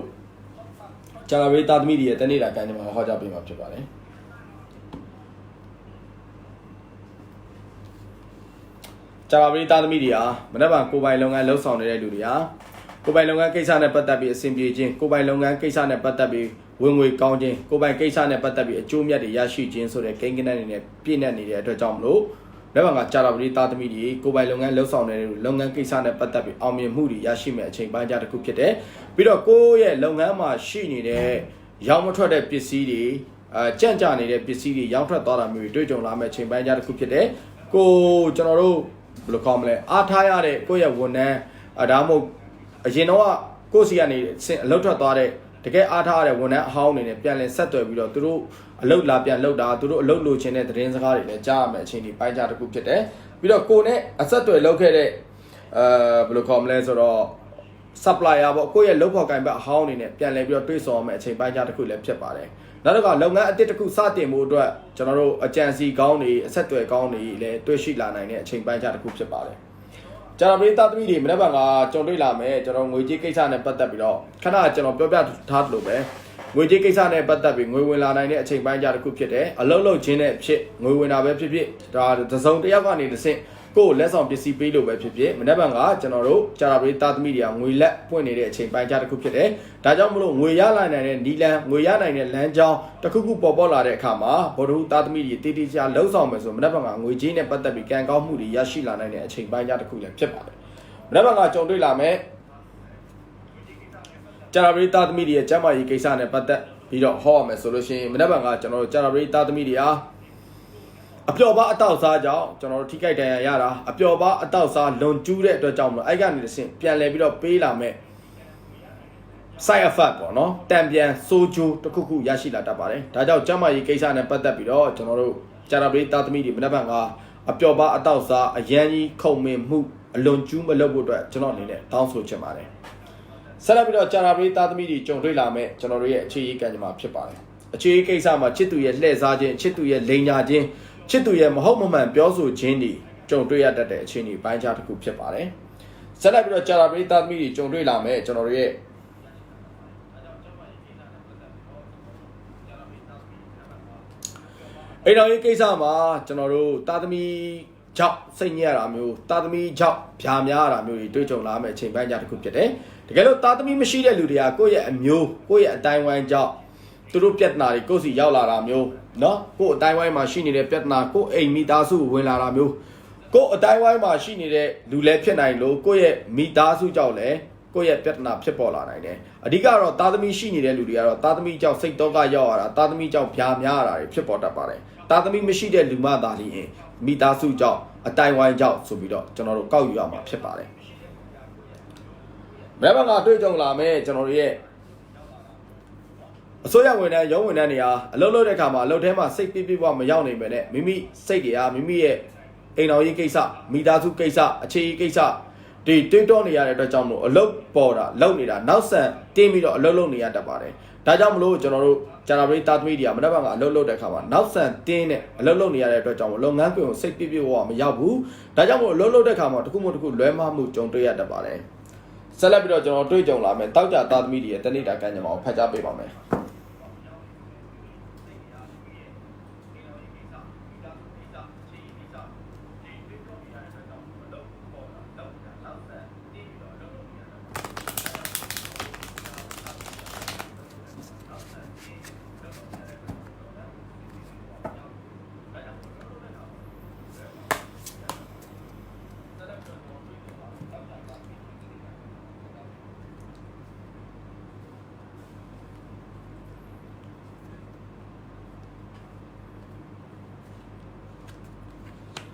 တောကြသားသမီးတွေမနေ့ကကျွန်တော်တို့မလုပ်ဖြစ်လိုက်တဲ့အလုပ်တွေကိုယ့်အနေနဲ့လက်လွတ်လိုက်ရတဲ့အလုပ်ငန်းတွေပြန်လည်ပြီးတော့လှုပ်ဆောင်ရတတ်တယ်အလုပ်ဟောင်းတွေမှာအဆင်ပြေချောမွေ့မှုတွေရရှိလာနိုင်လို့လုပ်ပေါ်ကင်ဘက်ဟောင်းတွေနဲ့လည်းပြန်လည်တွေ့ဆုံရမယ့်အခြေအနေပိုင်းခြားတစ်ခုဖြစ်ပါတယ်လုပ်ငန်းကိစ္စနဲ့ပတ်သက်ပြီးတော့ကျွန်တော်တို့အရင်တော့လုပ်ဖို့အတွက်တိုင်ပင်ထားပြီးပြက်ပြဲသွားတဲ့အလုပ်တွေလုပ်ဖို့အတွက်ရည်စူးပြီးတော့အကြောင်းကိစ္စတစ်ခုခုကြောင့်လွဲချော်သွားတဲ့အလုပ်ကိစ္စတွေမနေ့ကအတစ်တဖန်ပြန်လည်ပြီးတော့မိမိထံရောက်ရှိလာတတ်ပါတယ်ဒါကြောင့်မလို့မနေ့ကကိုလက်လွတ်လိုက်ရတဲ့အလုပ်ကိုဆုံးရှုံးလိုက်ရတဲ့အလုပ်ဒီမိမိထံကိုပြန်လဲပြီးတော့ရောက်ရှိလာတတ်တယ်ရောက်ရှိလာရင်လည်းကောင်းခြင်းနဲ့ရောက်ရှိလာတတ်တယ်အောင်မြင်ခြင်းနဲ့ရောက်ရှိလာတတ်တဲ့အချိန်ပိုင်းခြားတစ်ခုဖြစ်တယ်ကိုယ်အနေနဲ့မနေ့ကရောင်းပန်းဝယ်ပန်းနဲ့ပတ်သက်ပြီးတော့တောက်ကြသားသမီးတွေကိုပိုင်စီးပွားရေးနဲ့ပတ်သက်ပြီးလှုပ်ဆောင်နေတဲ့လူတွေခါတိုင်းရက်နဲ့မတူပဲအနှဲငယ်ရောင်းအားတာနေတာရောင်းအားကောင်းနေတာကိုတွေးကြုံလာမယ်အချိန်ပိုင်းခြားတစ်ခုလည်းဖြစ်ပါတယ်မနေ့ကကျွန်တော်တို့တောက်ကြသားသမီးတွေဟာကြုံတွေ့လာမယ့်ငွေကြေးကိစ္စနဲ့ပတ်သက်ပြီးတော့မိတ်ဆွေတူတယောက်ရဲ့ကျမ်းမာရေးကိစ္စမိသားစုရဲ့ကျမ်းမာရေးကိစ္စဒါမှမဟုတ်လို့ရှိရင်ကိုယ့်ရဲ့ချစ်သူရဲ့ကျမ်းမာရေးကိစ္စကျမကြီးကိစ္စတခြားသူမိမိမဟုတ်တော့တခြားသူတယောက်ရဲ့ကျမကြီးကိစ္စတွေမှာငွေကြေးသုံးဆွဲရတာငွေကြေးလှူဒန်းရတာငွေကြေးကိစ္စနဲ့ပတ်သက်ပြီးတော့ဆုံးရှုံးရတာတွေ့ကြုံလာမယ်အချိန်ပိုင်းခြားတစ်ခုဖြစ်တယ်မိမိကျမကြီးတော့ကတော့ဘာမှမဖြစ်ပဲနဲ့တခြားသူများကိုကူညီလိုက်တာဖေးမလိုက်တာဆောက်ရှောက်လိုက်တာတွေကြောင့်ငွေကြေးနဲ့ပတ်သက်ပြီးဆုံးရှုံးနေတာမှုတချို့တော့ကြုံတွေ့လာနိုင်တယ်ဒါကိုဆုံးရှုံးတယ်လို့လည်းသတ်မှတ်လို့ရတယ်ဒါပေမဲ့လိုင်းကြွား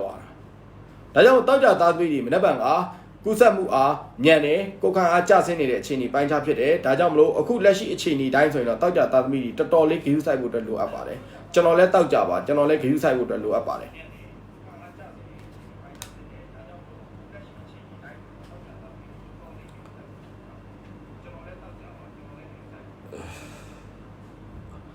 ဘယ်ဘက်ကတောက်ကြသားသမီးတွေကြုံတွေ့လာမယ့်အခြေအနေဖြစ်ပါတယ်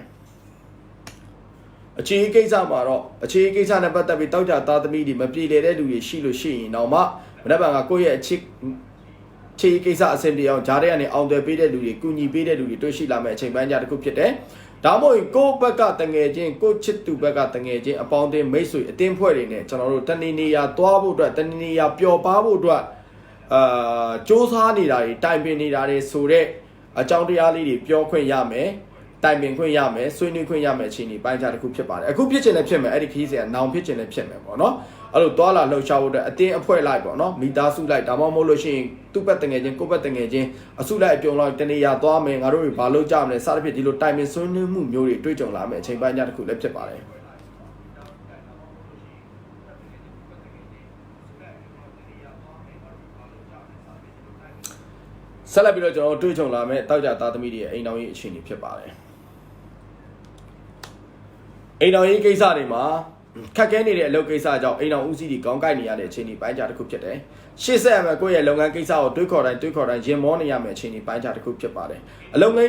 းကိစ္စတွေးတော်တိုင်းမှာအများနဲ့စိတ်ညစ်နေရတတ်တယ်ဒါကြောင့်မလို့အိမ်တော်ဦးစီးတွေအနေနဲ့တောက်ကြသားသမီးတွေဟာလုပ်ငန်းကိစ္စနဲ့ပတ်သက်ပြီးခက်ခဲမှုတွေလုပ်ငန်းကိစ္စနဲ့ပတ်သက်ပြီးမပြေလည်မှုတွေတွေးတော်စဉ်းစားရိုးကျွန်တော်တို့စိတ်ညစ်ပူပန်နေရမယ့်အချိန်ပိုင်းခြားတစ်ခုဖြစ်တယ်ပြီးသွားလို့ရှိရင်ကိုယ့်ရဲ့ချင်းကားထားတဲ့ငွေချေးတချို့ကိုယ့်စီကိုပြန်တောင်းတာငွေကြေးလက်ပတ်မှု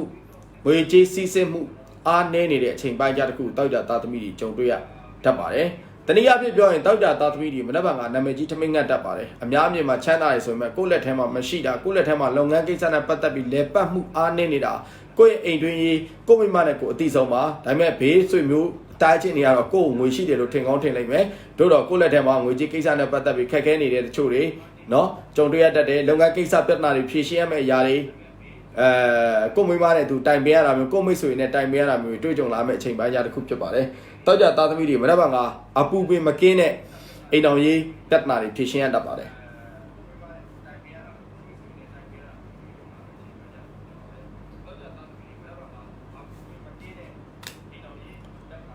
နက်ဖြန်ကတောက်ကြသားသမီးတွေရုံးဝင်တဲ့အစိုးရဝန်ထမ်းတွေ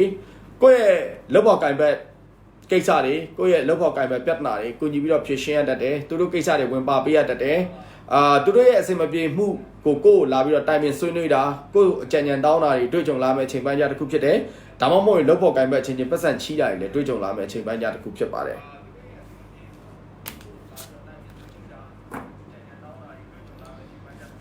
ကျွန်တော်တို့ကြံရှိတဲ့စနေသားသမီးတွေရဲ့တနေ့တာကံကြမ္မာကိုဟောကြားပေးကြပါတယ်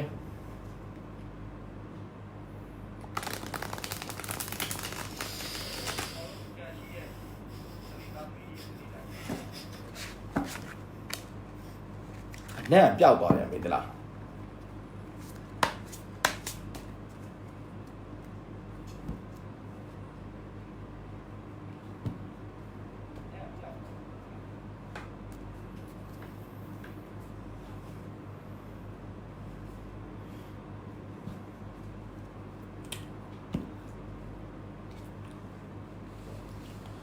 နောက်ပါကအလုပ်လုပ်တဲ့ကျွန်တော်တို့စနေသားသမီးတွေကိုယ်ပိုင်လုပ်ငန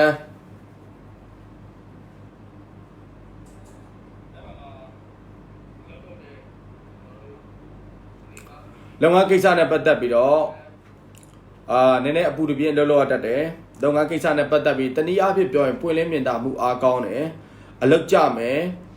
ဒါကြောင့်အလုပ်ကိစ္စနဲ့ပတ်သက်ပြီးပင်ပန်းမှုတချို့တွေကြုံတွေ့လာနိုင်တယ်လုပ်ငန်းကြတဲ့အတွက်ကြောင့်လုပ်ငန်းကိစ္စနဲ့ပတ်သက်ပြီးပြရခက်တာတွေလည်းတွေ့ကြုံလာမယ့်အချိန်ပိုင်းကြတစ်ခုဖြစ်တယ်ဘလို့ပဲဖြစ်ပါမနေ့ကလုပ်ငန်းကိစ္စနဲ့ပတ်သက်ပြီးတော့စနေသားသမီးတွေအားကောင်းတယ်လုပ်ငန်းတွေပြန်လည်ပြီးတော့လက်ပတ်မှုအားကောင်းလာမယ်ကိုယ့်ရဲ့လုပ်ငန်းစီးဆင်းမှုအားကောင်းလာတဲ့အတွက်ကြောင့်လုပ်ငန်းကိစ္စနဲ့ပတ်သက်ပြီးကိုယ့်ရဲ့အားသွန်ကွန်ဆိုင်ပြုလုပ်ရတာပူပင်တော့ကနဲ့ပတ်သက်ပြီးတော့ပြုလုပ်ရတာတွေကြုံတွေ့လာမယ့်အချိန်ပိုင်းကြတစ်ခုဖြစ်ပါတယ်။ကောင်းသောပူပင်မှုပါကောင်းသောလှုပ်ဆောင်မှုပါစိုးတဲ့ဘက်ချမ်းအောင်သွားနေတာတော့မဟုတ်ပါဘူး။ကောင်းတဲ့ဘက်ချမ်းအောင်သွားနေတာအလုပ်ကြတယ်ဆိုရင်တော့လူပင်ပန်းပါပဲလေဒါရှင်းလေးပဲเนาะအလုပ်ငန်းကိစ္စနဲ့ပတ်သက်ပြီးအလုပ်ကြတဲ့အတွက်ကြောင့်လူပင်ပန်းစိတ်ပင်ပန်းတာလေးတော့နည်းနည်းတော့ရှိပါမယ်။ငွေကြေးကိစ္စနဲ့ပတ်သက်ပြီးရမလို့ရှိတဲ့ငွေကြေးတွေလွှဲချော်သွားတတ်တယ်။ကိုယ်မနေ့ကငွေလာပေးဖို့အတွက်ပြောဆိုထားတဲ့လူတွေငွေချေဖို့အတွက်ပြောဆိုထားတဲ့လူတွေကျွန်တော်တို့လွဲချော်သွားတတ်တယ်လာပေးမယ်ဆိုပြီးပြောတဲ့အချိန်လာပေးမယ်ဆိုပြီးပြောတဲ့ရက်လွဲချော်မှုတစ်ခုခုကြုံတွေ့ရတတ်တယ်ဒါကြောင့်မလို့မနေ့ကအလုပ်လုပ်တဲ့အခါမှာတစ်ဖက်ကငွေရမှလှုပ်ဆောင်မယ်ဆိုတဲ့အလုပ်မျိုးကိုပြီးဆိုလဲမလုပ်သင့်ဘူးတစ်ဖက်မှာငွေကြေးလွဲချော်တဲ့အခါမှာတစ်ဖက်မှာကိုအာမခံထားတဲ့ကိစ္စဂရိပေးတဲ့ကိစ္စတွေမှာလွဲချော်ပြီးတော့အလကားနေကိုယ့်နာမည်ပါပြတ်တတ်တယ်ဒါကြောင့်မလို့တေချာပိုင်နိုင်တဲ့ငွေကြေးကိစ္စကိုပဲဂရိပေးပြီးလှုပ်ဆောင်တာပုံမပြီးတော့ကောင်းမှာပါလိမ့်မယ်သူများစီကဝင်လာမဲ့ငွေ300ပဲဝင်300ပဲဝင်လက်ရှိကိုယ့်မှာရှိနေတဲ့ငွေကြေးတွေပဲတိုင်းတာပြီးတော့လှုပ်ဆောင်ပါတိုင်းတာပြီးတော့ဂရိပေးပါသူများသူတခြားသူငါစီကရမယ့်ငွေတွေကိုကိုယ်ငွေထင်ပြီးတော့လှုပ်ဆောင်လိုက်တာမျိုးကိုယ်ငွေထင်ပြီးတော့ဂရိပေးလိုက်တာမျိုးတွေမလုပ်ပါနဲ့တခါလေကျရင်ဂရိပြတ်လို့ဖြစ်သွားတတ်ပါတယ်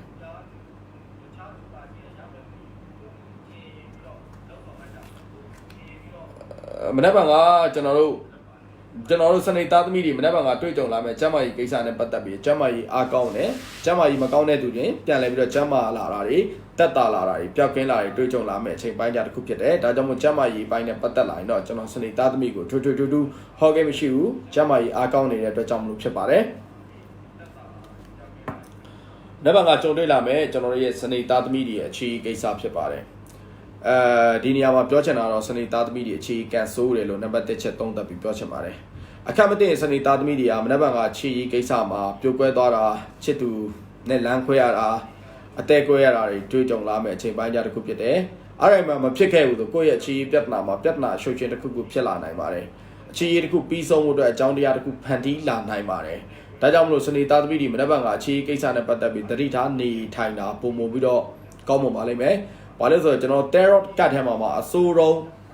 the death တိမ်မင်းကတ်ကြားနေလို့ပဲဖြစ်ပါတယ်ဒါကြောင့်မလို့ကျွန်တော်တို့စနေသားသမီးတွေမနက်ဖြန်ကအခြေရေးဂရုစိုက်စေချင်ပါတယ်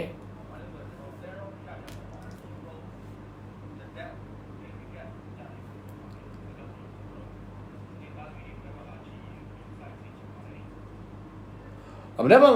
ကျွန်တော်တို့ကြုံတွေ့လာမယ်စနေသားသမီးတွေရဲ့ကျွန်တော်တို့အိမ်တော်ရေးကိစ္စနဲ့ပတ်သက်တဲ့အပိုင်းခြားဟောကြားပေးမှာဖြစ်ပါတယ်အိမ်တော်ရေးကိစ္စတွေမှာလိမ်လည်မှုတွေဖြစ်ပေါ်တတ်တယ်ငွေကြေးလိမ်လာမှုငွေကြေးပျောက်ဆုံးမှုတန်ဖိုးကြီးပစ္စည်းတွေပျောက်ဆုံးတာတွေတွေ့ကြုံလာမယ်အချိန်ပိုင်းခြားတစ်ခုဖြစ်တယ်အိမ်မှာရှိတဲ့အရေးကြီးစာရွက်စာတမ်းတွေနေရာထားမှားတာကိုယ့်ရဲ့တန်ဖိုးပစ္စည်းပျောက်ဆုံးတာဒါမှမဟုတ်လို့ရှိရင်ကိုယ့်ရဲ့ငွေကြေးကိုတခြားလူတူတယောက်ကလိမ်တာညာတာတွေနဲ့တွေ့ကြုံလာမယ်အချိန်ပိုင်းခြားတစ်ခုဖြစ်ပါတယ်ဒါကြောင့်မလို့စနေသားသမီးတွေမနေ့ကတန်ဖိုးကြီးပစ္စည်းတန်ဖိုးကြီးစာရွက်စာတမ်းကိုယ့်အတွက်အရေးပါတဲ့အရာတွေကိုဂရုစိုက်ဆင်ခြင်သင့်တယ်အိမ်ကိုအိမ်မှာပျောက်တာလည်းဖြစ်ချင်ဖြစ်မယ်လမ်းမှာပျောက်တာလည်းဖြစ်ချင်ဖြစ်မယ်ပေါ့နော်ဘယ်လိုပဲဖြစ်ဖြစ်ပေါ့ငွေကြီးကိစ္စနဲ့ပတ်သက်တာပဲဖြစ်ဖြစ်ရွှေငွေလက်ဝတ်ရတနာနဲ့ပတ်သက်တာပဲဖြစ်ဖြစ်မနေ့ကတေချာသိမ်းဆဲဖို့အတွက်လိုအပ်ပါတယ်ပျောက်တာရှတာတွေတွေ့ကြုံလာနိုင်တယ်လို့ကျွန်တော်အနေနဲ့သတိပေးချင်ပါတယ်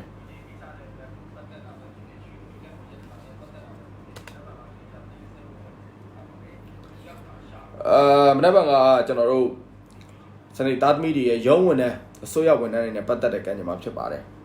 ရုံးဝန်ထမ်းအစိုးရဝန်ထမ်းတွေမှာစနေသားသမီးတွေကအလုပ်ကိစ္စနဲ့ပတ်သက်ပြီးပြများတတ်ပါတယ်အထက်လူကြီးနဲ့လက်ငယ်သားတွေကြားထဲမှာဓာတ်စာသားမတည့်တာကျွဲနှကောင်ခတ်တဲ့ထဲမှာကိုမြေစာပင်ဖြစ်သွားတာမျိုးပေးကြည့်လို့ကြားတဲ့စားညက်တာမျိုးသူများကိစ္စဝင်ပါမိတာမျိုးကိုယ့်ရဲ့လက်ငယ်သားအသုံးမကျလို့ကိုယ့်ရဲ့အထက်လူကြီးခေါ်ဆိုချိန်ပေါင်းခံရတာမျိုးတွေမနေ့ကတွေ့ကြုံလာမယ်ဖြစ်ပါတယ်ဒါကြောင့်စနေသားသမီးတွေကိုအပြစ်မရှိပဲတခြားလူတူတယောက်ရဲ့အပြစ်ကြောင့်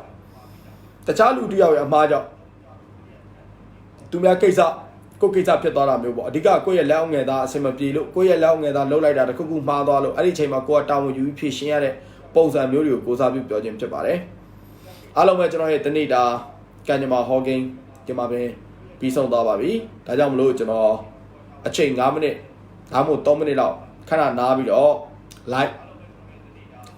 ရတရားပိုင်းဆိုင်ရာနဲ့ပတ်သက်ပြီးတော့ဆက်လက်ပြီးတော့ဟောကြားပေးပါမယ်တကယ်လို့ကျွန်တော်ရဲ့ဒီ live ကိုမိတ်ဆွေတို့ဆက်ပြီးတော့ကြည့်ချင်သေးတယ်ဆိုတော့ကျွန်တော်10မိနစ်2မိနစ်လောက်နားခွင့်ပေးပါပြီးရင်ကျွန်တော်ရတရားပိုင်းဆိုင်ရာနဲ့ပတ်သက်တဲ့အပိုင်းကိုကျွန်တော်ဆက်ပြီးတော့တင်ဆက်ပေးပါမယ်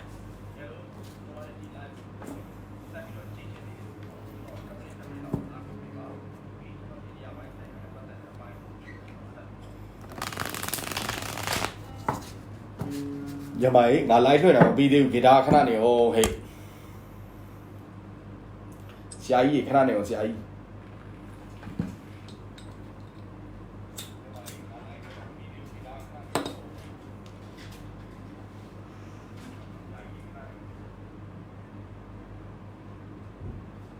53ယောက်ရှိနေပြီဆိုမနက်ကမှ41ပဲရှိတာဘယ်လိုလို့53ဖြစ်သွားတာလဲနောက်တယောက်ထပ်တိုးဆို40ကျော်ပဲဖြစ်ရမှာလေ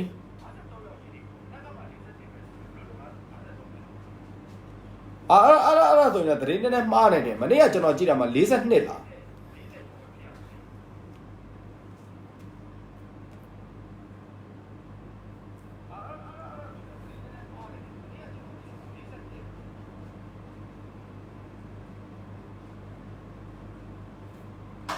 နော်ကျွန်တော်ဝင်ကြည့်လိုက်မယ်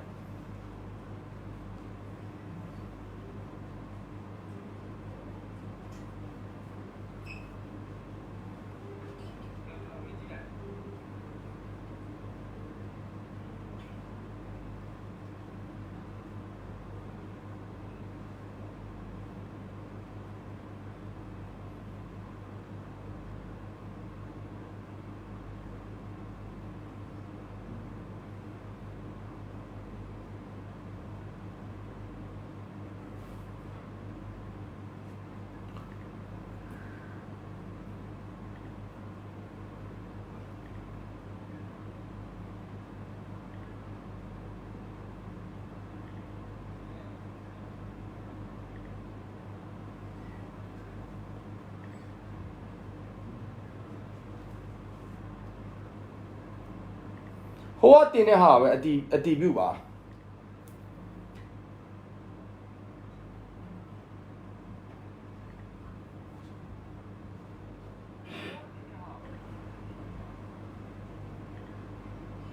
တရင်နေရ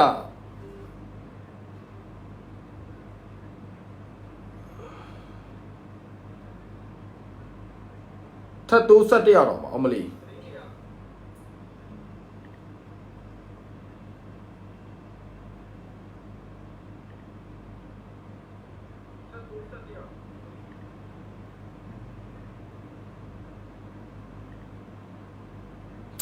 တိတော့ကွာရေဒီယာအကြောင်းပဲပြောတော့မယ်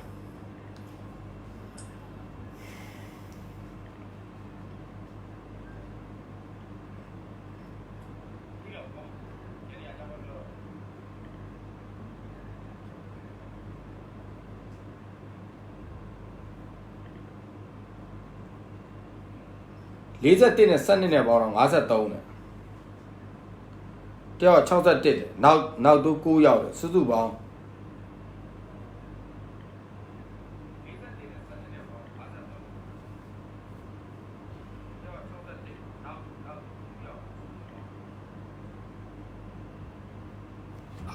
ကဲရေဒီယာပဲပြောမယ်ကွာရှော့လို့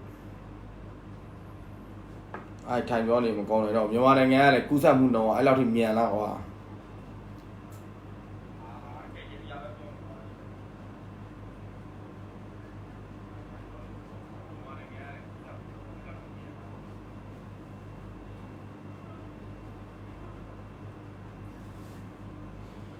ရေဒီယာအမှတ်စဉ်9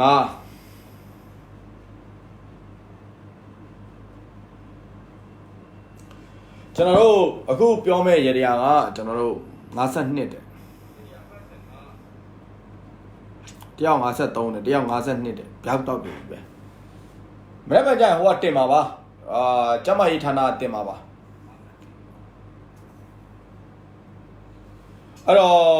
အိမ်ကိုအတိုက်ခံနေကြုံတွေ့လာတာရှိပါတယ်အောက်လန်နီနဲ့တိုက်တာတွေမကောင်းရတဲ့နီးတွေနဲ့တိုက်တာတွေရှိပါတယ်အဲ့လိုအတိုက်တွေကြုံတွေ့လာတဲ့အခါကျရင်ပြုလုပ်ရမယ့်ရတရားလေးကောင်းတစ်ခုတင်ပေးချင်ပါတယ်ဒီရတရားလည်းကျွန်တော်တင်ထားပေးခဲ့ပြီးတဲ့ရတရားဖြစ်ပါတယ်ဒီရတရားပြုလုပ်ဖို့အတွက်ကျွန်တော်တို့အောင်တရား၈ခွက်ဗုဒ္ဓဆက်30 40တန်ခါဆက်ဆိုတဲ့ဆက်ကြီးတစ်ဆက်ဂါထာလိုအပ်ပါတယ်အဲ့ဒီဂါထာကိုပြီးသွားရင်ကျွန်တော် line ပေါ်မှာပြန်တင်ပေးပါမယ်မရတဲ့လူအတွက်တကယ်လို့ကျွန်တော်တို့အဲ့ဂါထာကိုရှာခြင်းအောင်တရား၈ခွက်ဗုဒ္ဓဆက်ဂါထာဆိုပြီးတော့ line ပေါ်မှာရှာလို့ရပါတယ် line ပေါ်မှာလူတိုင်းတင်ထားပါတယ်ကျွန်တော်လည်းတင်ထားခဲ့ပြီးသွားပါပြီအဲ့ဂါထာကိုအယူတော့ကျွန်တော်တို့ကိုယ့်ရဲ့အိမ်မှာရှိနေတဲ့လင်ပန်းဒါမှမဟုတ်ပကံတစ်ခုခုတည်းကိုကျွန်တော်တို့စားထည့်ပါစားထည့်ပွားရင်အဲ့စားကိုကျွန်တော်တို့စားထဘဝရေးပါစားထဘဝဆိုတာစားထဘဝဂါထာရှိတယ်လေနော်စားထဘဝကိုပြောတာပါတကယ်လို့စကားမပြီးဘူးဆိုလို့ရှိရင်တော့ကိုယ့်ကိုဖြည့်တွေးလိုက်ပါစားပေါ်မှာစတစ်လုံးရေးမယ်ပြီးတော့ထရေးမယ်ပြီးတော့ဘရေးမယ်ပြီးတော့ဝရေးမယ်စားထဘဝကိုတစ်လုံးချင်းစီကျွန်တော်တို့ရေးမယ်ရေးပြရတဲ့ခါကျရင်ဘုရားရှင်ရှိသွားပြီးတော့ကျွန်တော်တို့ဘုရားရှင်မှာဘုရားရှိခိုးကျွန်တော်တို့ပြောရတဲ့အဲ့အောင်တရားရှိခွက်ဗုဒ္ဓဆက်ကိုကျွန်တော်တို့ကိုးခေါက်တိတိရွတ်မယ်ရွတ်ပြရတဲ့ခါကျရင်အဲ့စားတွေကိုကျွန်တော်တို့ယူပြီးတော့ကိုယ့်ရဲ့အိမ်အနောက်ကနေအိမ်ရှိကိုပတ်ဖြန်းပေးပါပတ်တဲ့ခါမှာလည်းအောင်တရားရှိခွက်ဗုဒ္ဓဆက်ဆိုတဲ့ဂါထာကိုရွတ်ဆိုပြီးတော့ပတ်ဖြန်းပေးပါအနောက်ကနေအရှိပတ်မယ်တခါဘယ်ဘက်အနောက်ကနေရှိညာဘက်အနောက်ကနေရှိပတ်မယ်ပြီးတော့ကိုယ်ခြံဝင်းတွေကိုပတ်မယ်အိမ်ဆိုရင်လည်းအိမ်ပတ်လေကိုအကုန်ပတ်မယ်အခန်းထဲကစားပတ်မယ်အဲ့ဒီစားတွေနဲ့ပတ်မယ်ပတ်ပြီးသွားတဲ့အခါကျရင်ကျွန်တော်တို့စားတွေကိုပြန်လှဲလို့ရပြီပတ်တဲ့အခါကျရင်ကျွန်တော်တို့လက်တီးလက်မောင်းတန်းလို့ပတ်ပါရွှေဘိုးဘုံမိုးကျဲလို့ပတ်ခိုင်းတာမဟုတ်ဘူးစားကိုယူမယ်အခုကျွန်တော်လက်တီးပုံစံအတိုင်းဒီလိုမျိုးအရှိကိုတိုးပြီးတော့ပတ်ပါအခုကျွန်တော်ဒီလိုပတ်လို့မျိုးပတ်ပါနော်ဒီလိုမပတ်ပါနဲ့ဒီလိုလက်တီးထိုးလို့မျိုးပေါ့နော်ကျွန်တော်တို့ဒီလိုမျိုးပတ်ပါအေးရယုံမာလို့ပြောနေတာမဟုတ်တာမယုံဘဲနဲ့ဝင်ကြည့်နေတယ်အေးရဘာဖြစ်လို့မယုံဘဲနဲ့ဝင်ကြည့်နေတာလဲဘေးကုန်ခံပြီးတော့အေးရလို့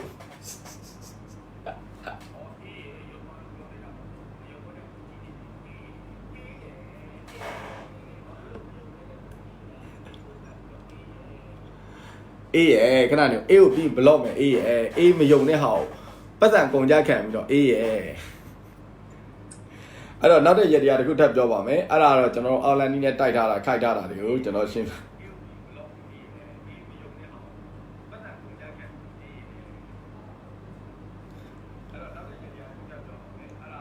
ကားရောင်းဝယ်ရတရားဖြစ်ပါတယ်ကားရောင်းဝယ်ဖို့အတွက်အဓိကကျွန်တော်ကားတွေရောင်းမထွက်တဲ့ခါကျရင်အသုံးပြုရမယ့်ရတရားဖြစ်ပါတယ်ဒီရတရားရောင်းဖို့တော့ကျွန်တော်ကားမီတီကိုစီရမ်းမှာဖြစ်ပါတယ်ကျွန်တော်တို့ကားမှာကားမီတီ၄လုံးရှိပါတယ်အနောက်မှာ2လုံးရှိမှာ2လုံးရှိပါဒါတော့လူတိုင်းသိပါတယ်ခလေးရစားသိပါတယ်အဲ့တော့အိုက်ကာမီတီရေးတဲ့ခါကျရင်ဘယ်ဘက်အနောက်ချမ်းမီတီကနေစရေးပါဘယ်ဘက်အနောက်ချမ်းမီတီမှာခဏကျွန်တော်ပြောလို့ပဲစာထဘဝပဲရေးရမှာဖြစ်ပါတယ်မီတီတစ်လုံးစီမှာအခရာတစ်ခုစီရေးပါစာထဘဝ၄လုံးဆိုမီတီ၄လုံးကိုရေးရမှာဖြစ်ပါတယ်ရေးတဲ့အခါမှာလည်းအစင်လိုက်ပဲရေးပါအခုကျွန်တော်ပြောတဲ့မီတီတိုင်းအစင်လိုက်ရေးပါကျွန်တော်တို့အနောက်ကနေကြည့်မယ်ကားကိုအနောက်ဘက်ချမ်းကနေကြည့်မယ်အနောက်ဘယ်ဘက် မီဒီယာနေစရေးပါပြီးတော့အနောက်ညာမှာထရေးပါပြီးရင်ကျွန်တော်တို့စထဘာဝဆိုပြီးတော့အရှိကိုပြန်ရေးပါတနည်းအားဖြင့်ပြောရင်ဒီလိုပေါ့နော်အနောက်ဘယ်အနောက်ညာအရှိညာ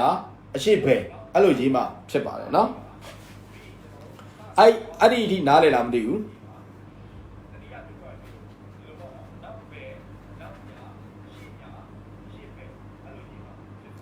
အဲ့တော့ရေးပြီးသွားတဲ့ခါကျရင်ကျွန်တော်တို့ဘာနဲ့ရိုက်ရမလဲဆိုတပြေခက်ကျွန်တော်6ခက်နဲ့ရိုက်ရမှာဖြစ်ပါတယ်ရိုက်တဲ့ခါကျရင်လည်းခဏရေးခဲ့တယ်လို့ပဲအနောက်ဘယ်အနောက်ညာအရှိညာအရှိဘယ်မီဒီကိုကျွန်တော်တို့ရိုက်ရမှာဖြစ်ပါတယ်ကားအမြန်ရောင်းထွက်ပါစေဆိုပြောပြီးတော့ရိုက်ပါရိုက်ပွားရင်အဲ့တပြေခက်ကိုကျွန်တော်တို့3ခက်ကိုကားမှာခြိထားပါကြံတဲ့3ခက်ကိုကျွန်တော်တို့လူစီကားတဲ့နေရာမှာတောက်ပြီးပြစ်ပေးပါဥမာရန်ကုန်ဆိုကားပွဲစားတန်းတော့ပေါ့နော်ရှိတယ်အဲ့လိုနေရာမျိုးမှာငါကားရောင်းထွက်ပါစေပြောပြီးတော့အဲ့တပြေခက်ကိုပြစ်ပေးပါ3ခုကိုတော့ကိုယ်ကားမှာပဲချိတ်ဆွဲထားပါအဲ့ဒါတော့ကားရောင်းရခက်နေတဲ့ခါကျရင်ပြုလုပ်ကြည့်ပါဘာမှမကုန်ပါဘူး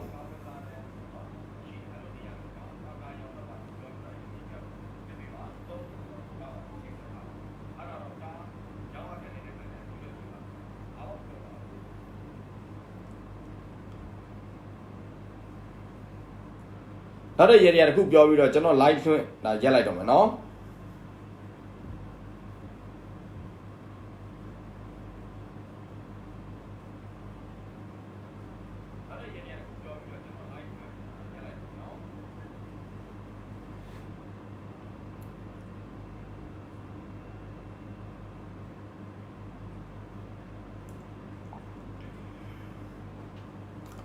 တစ်ဖက်လူအကြံပြအောင်လုပ်တဲ့နည်းပေါ့နော်တစ်ဖက်လူကမိမိကိုမကောင်းတာကြံနေတယ်တစ်ဖက်လူကမိမိကိုမကောင်းတာပြောဆိုနေတယ်အဲ့လိုကြုံတွေ့လာတဲ့အခါကျရင်ကျွန်တော်ပြုလုပ်ရမယ့်ရတရားကိုကျွန်တော်အနေနဲ့တင်ဆက်ပေးချင်ပါတယ်အဲ့တော့ကျွန်တော်တို့အဲ့ကိုမကောင်းတာကြံနေတဲ့လူရဲ့နေနိုင်အောင်သိဖို့တော့လိုအပ်ပါတယ်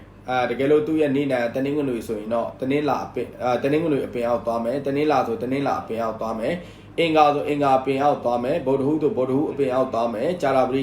အပင်အောက်တောက်ကြပင်အောက်စနေပင်အောက်သွားမယ်အဲ့ဒီပင်အောက်ရောက်တဲ့ခါကျရင်အဲ့ဒီအပင်အောက်မှာကျွန်တော်ကျိုးနေတဲ့အဲ့ဒီအပင်ရဲ့တစ်ကိုင်းကြီးရှိပါလိမ့်မယ်နော်တစ်ကိုင်းကြီးရှိပါလိမ့်မယ်မရှိဘူးဆိုတော့မရှိပါဘူးရှိပါလိမ့်မယ်တေချာချကြည့်ပါအဲ့ဒီတစ်ကိုင်းနဲ့အဲ့ဒီအပင်အောက်တက်အောက်ချိန်မှာကျွန်တော်တို့6ထောက်ကျယ်ဆွဲပါ6ထောက်ကျယ်ဆွဲရတာလွယ်ပါတယ်တရိကန်2ခုကိုပေါင်းလိုက်6ထောက်ကျယ်ဖြစ်ပါတယ်အပေါ်ထောင်နေတဲ့သတိကန်နဲ့အောက်ကိုစိုက်နေတဲ့သတိကန်နှစ်ခုကိုကျွန်တော်ပေါင်းဆက်လိုက်တဲ့ခါကျရင်ကျွန်တော်6တော့ကျဖြစ်ပါတယ်အဲ6တော့ကျခလေကောင်တက်မှာအဲ့ဒီလူမိမိကိုမကောင်းကြံနေတဲ့အရာတွေအကုန်လုံးပြက်စီးပါစီဆိုပြီးတော့ရေးပါရေးပြတဲ့ခါကျရင်ကျွန်တော်တို့အဲ့ဒီအရာတွေအကုန်လုံးကိုခဏကျွန်တော်တို့တစ်ကိုင်းနဲ့ရေးရမှာဖြစ်ပါတယ်တစ်ကိုင်းဆိုတာလည်းခဏအဲ့ဒီလူအပင်အောက်မှာအဲ့ဒီအပင်ကနေကြနေတဲ့တစ်ကိုင်းနဲ့ဆွဲရမှာဖြစ်ပါတယ်နော်တစ်ကိုင်းမရှိတော့ချိုးပြစ်ကွာမကြနိုင်ဘူးဆိုတော့နီးစက်ရတစ်ကိုင်းကိုချိုးပလိုက်နော်ပြီးဆွဲပြရတဲ့ခါကျရင်အဲ့လူနာမည်ရေးပါရင်သူကိုယ်မကောင်းတာကြံနေရအကုန်လုံးပျောက်ပါစေဆိုပြီးတော့ကျွန်တော်တို့ရေးပြီးတော့ဘာနဲ့ပြရမလဲဆိုကိုချက်တော့နဲ့ဖြတ်ပြီးတော့ပြန်လာခဲ့လိုက်ပါပြီးအဲ့လူနဲ့တော့တွေ့ပါကိုယ်မကောင်းတာကြံတာတွေပျောက်သွားပါလိမ့်မယ်နားလည်တာမသိဘူးကျွန်တော်အခုပြောတာ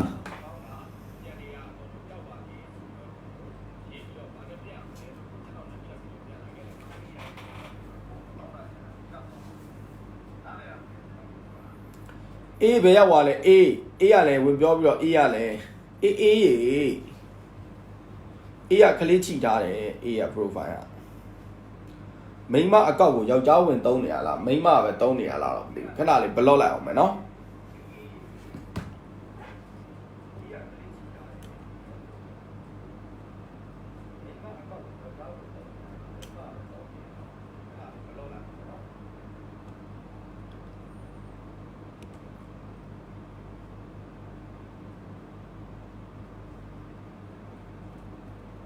ကဲ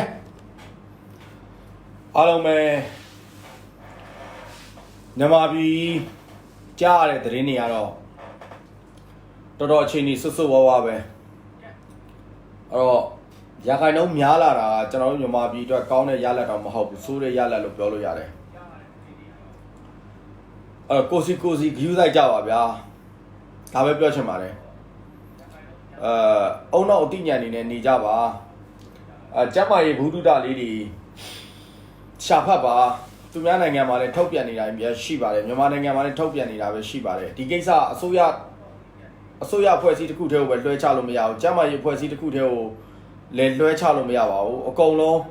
ပြည်သူလူထုရောကျန်းမာရေးအဖွဲ့အစည်းရောနိုင်ငံရေးအဖွဲ့အစည်းရောအကုန်လုံးပူးပေါင်းလှုပ်ဆောင်မှရပါမယ်အထက်ကဘလို့ပဲအမိတ်ချအောက်မှာရှိနေတဲ့လူတွေကလိုက်နာမှရပါမနေ့ကဆိုမင်္ဂလာတောင်ညွန့်မှာဗီဒီယိုဖိုင်တက်လာတယ်ဒီလောက်ယောဂတွေစိုးရိမ်ရတဲ့အချိန်မှာလူစုလူဝေးတွေလောက်ကြတယ်လူရောက်100လောက်ရှိမယ်စုယုံဘာလုပ်နေကြမှလည်းမသိဘူးအဲ့တော့တခါလေကြတော့လေအဘိဓါခံတတ်တဲ့အကျင့်လေးကလည်းကောင်းပါတယ်ယူဆိုင်ကြပါဗျာကိုနဲ့မဆိုင်ဝင်မပါတတ်တဲ့မြန်မာလူမျိုးတွေအကျင့်ကဒီချိန်မှာမရတော့ဘူးကိုနဲ့ဆိုင်မဆိုင်ဝင်ပြောပါအဲ့လိုတွေတွေ့နေတယ်ဆိုရှင်အာမနာပါနဲ့မြန်မာလူမျိုးတွေကလူမုန်းခံမှာတအားကြောက်တယ်ငါပြောလိုက်လို့ငါ့ကိုမုန်းသွားမလားငါပြောလိုက်လို့ငါ့ကိုမနာလို့သွားမလားဆိုတဲ့စိတ်မြန်မာလူမျိုးတိုင်းမှာတော်တော်လေးရှိတယ်အဲ့တော့ကျွန်တော်ပြောချင်တာတခုကဒီချိန်မှာအမုန်းခံတဲ့ခံမလေးစီပြောရမှာပဲလीเนาะအိမ်မှာနေကြပါလက်ခဏခဏစေးပါရေခဏခဏတောက်ပါတိမ်နဲ့တိမ်ကူးတန်းသွားလဲခြင်းတွေမလုပ်ကြပါနဲ့လူစုလူဝေးတွေမလုပ်ကြပါနဲ့အစိုးရသေလောက်အောင်ပြောပြည်သူလူထုကလိုက်နာမှရမှာအစိုးရသေလောက်အောင်စီကန်းချက်ထုတ်ပြည်သူလူထုကလိုက်နာမှရမှာခဏကျွန်တော်အိမ်ကလူတယောက်အပြင်မှာကျွန်တော်တို့ပစ္စည်းတစ်ခုလေးတစ်ခုတောင်းဝယ်တာလမ်းမှာ mass မတက်လာလို့တဲ့ရဲတွေကသူ့ကိုဖမ်းစစ်တယ်ကိုပူချိန်တိုင်းတယ်ဒဏ်ငွေ9000ရိုက်တယ်သူ့ကို mass မတက်သားလို့ဆိုပြီးတော့ဒဏ်ငွေ9000ရိုက်တယ်အဲ့လိုမျိုးလုပ်ပေးပါကျေးဇူးတင်ပါတယ်ရဲတွေကိုလည်းကျေးဇူးတင်ပါတယ်အဲ့လိုမျိုးပတ်ပေးပါ mass မတက်တဲ့လူတွေကိုဒဏ်ငွေရိုက်မယ်ဆိုရင်ထိရောက်ရိုက်ပါ mass မတက်ဘူးဆိုလို့ရှိရင်လည်းဒဏ်ငွေရိုက်အဲ့လိုစစ်ပေးတဲ့ရဲတွေကိုလည်းကျေးဇူးတင်ပါတယ်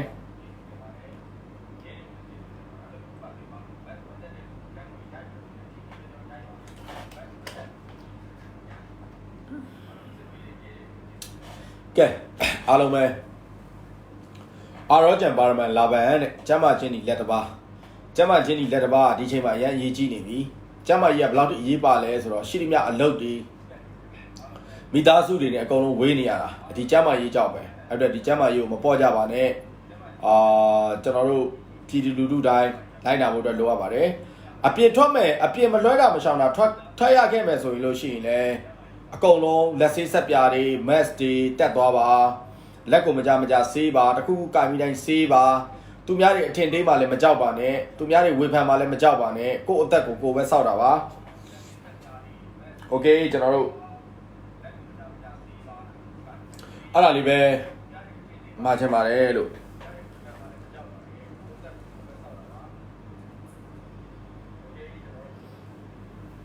တတာ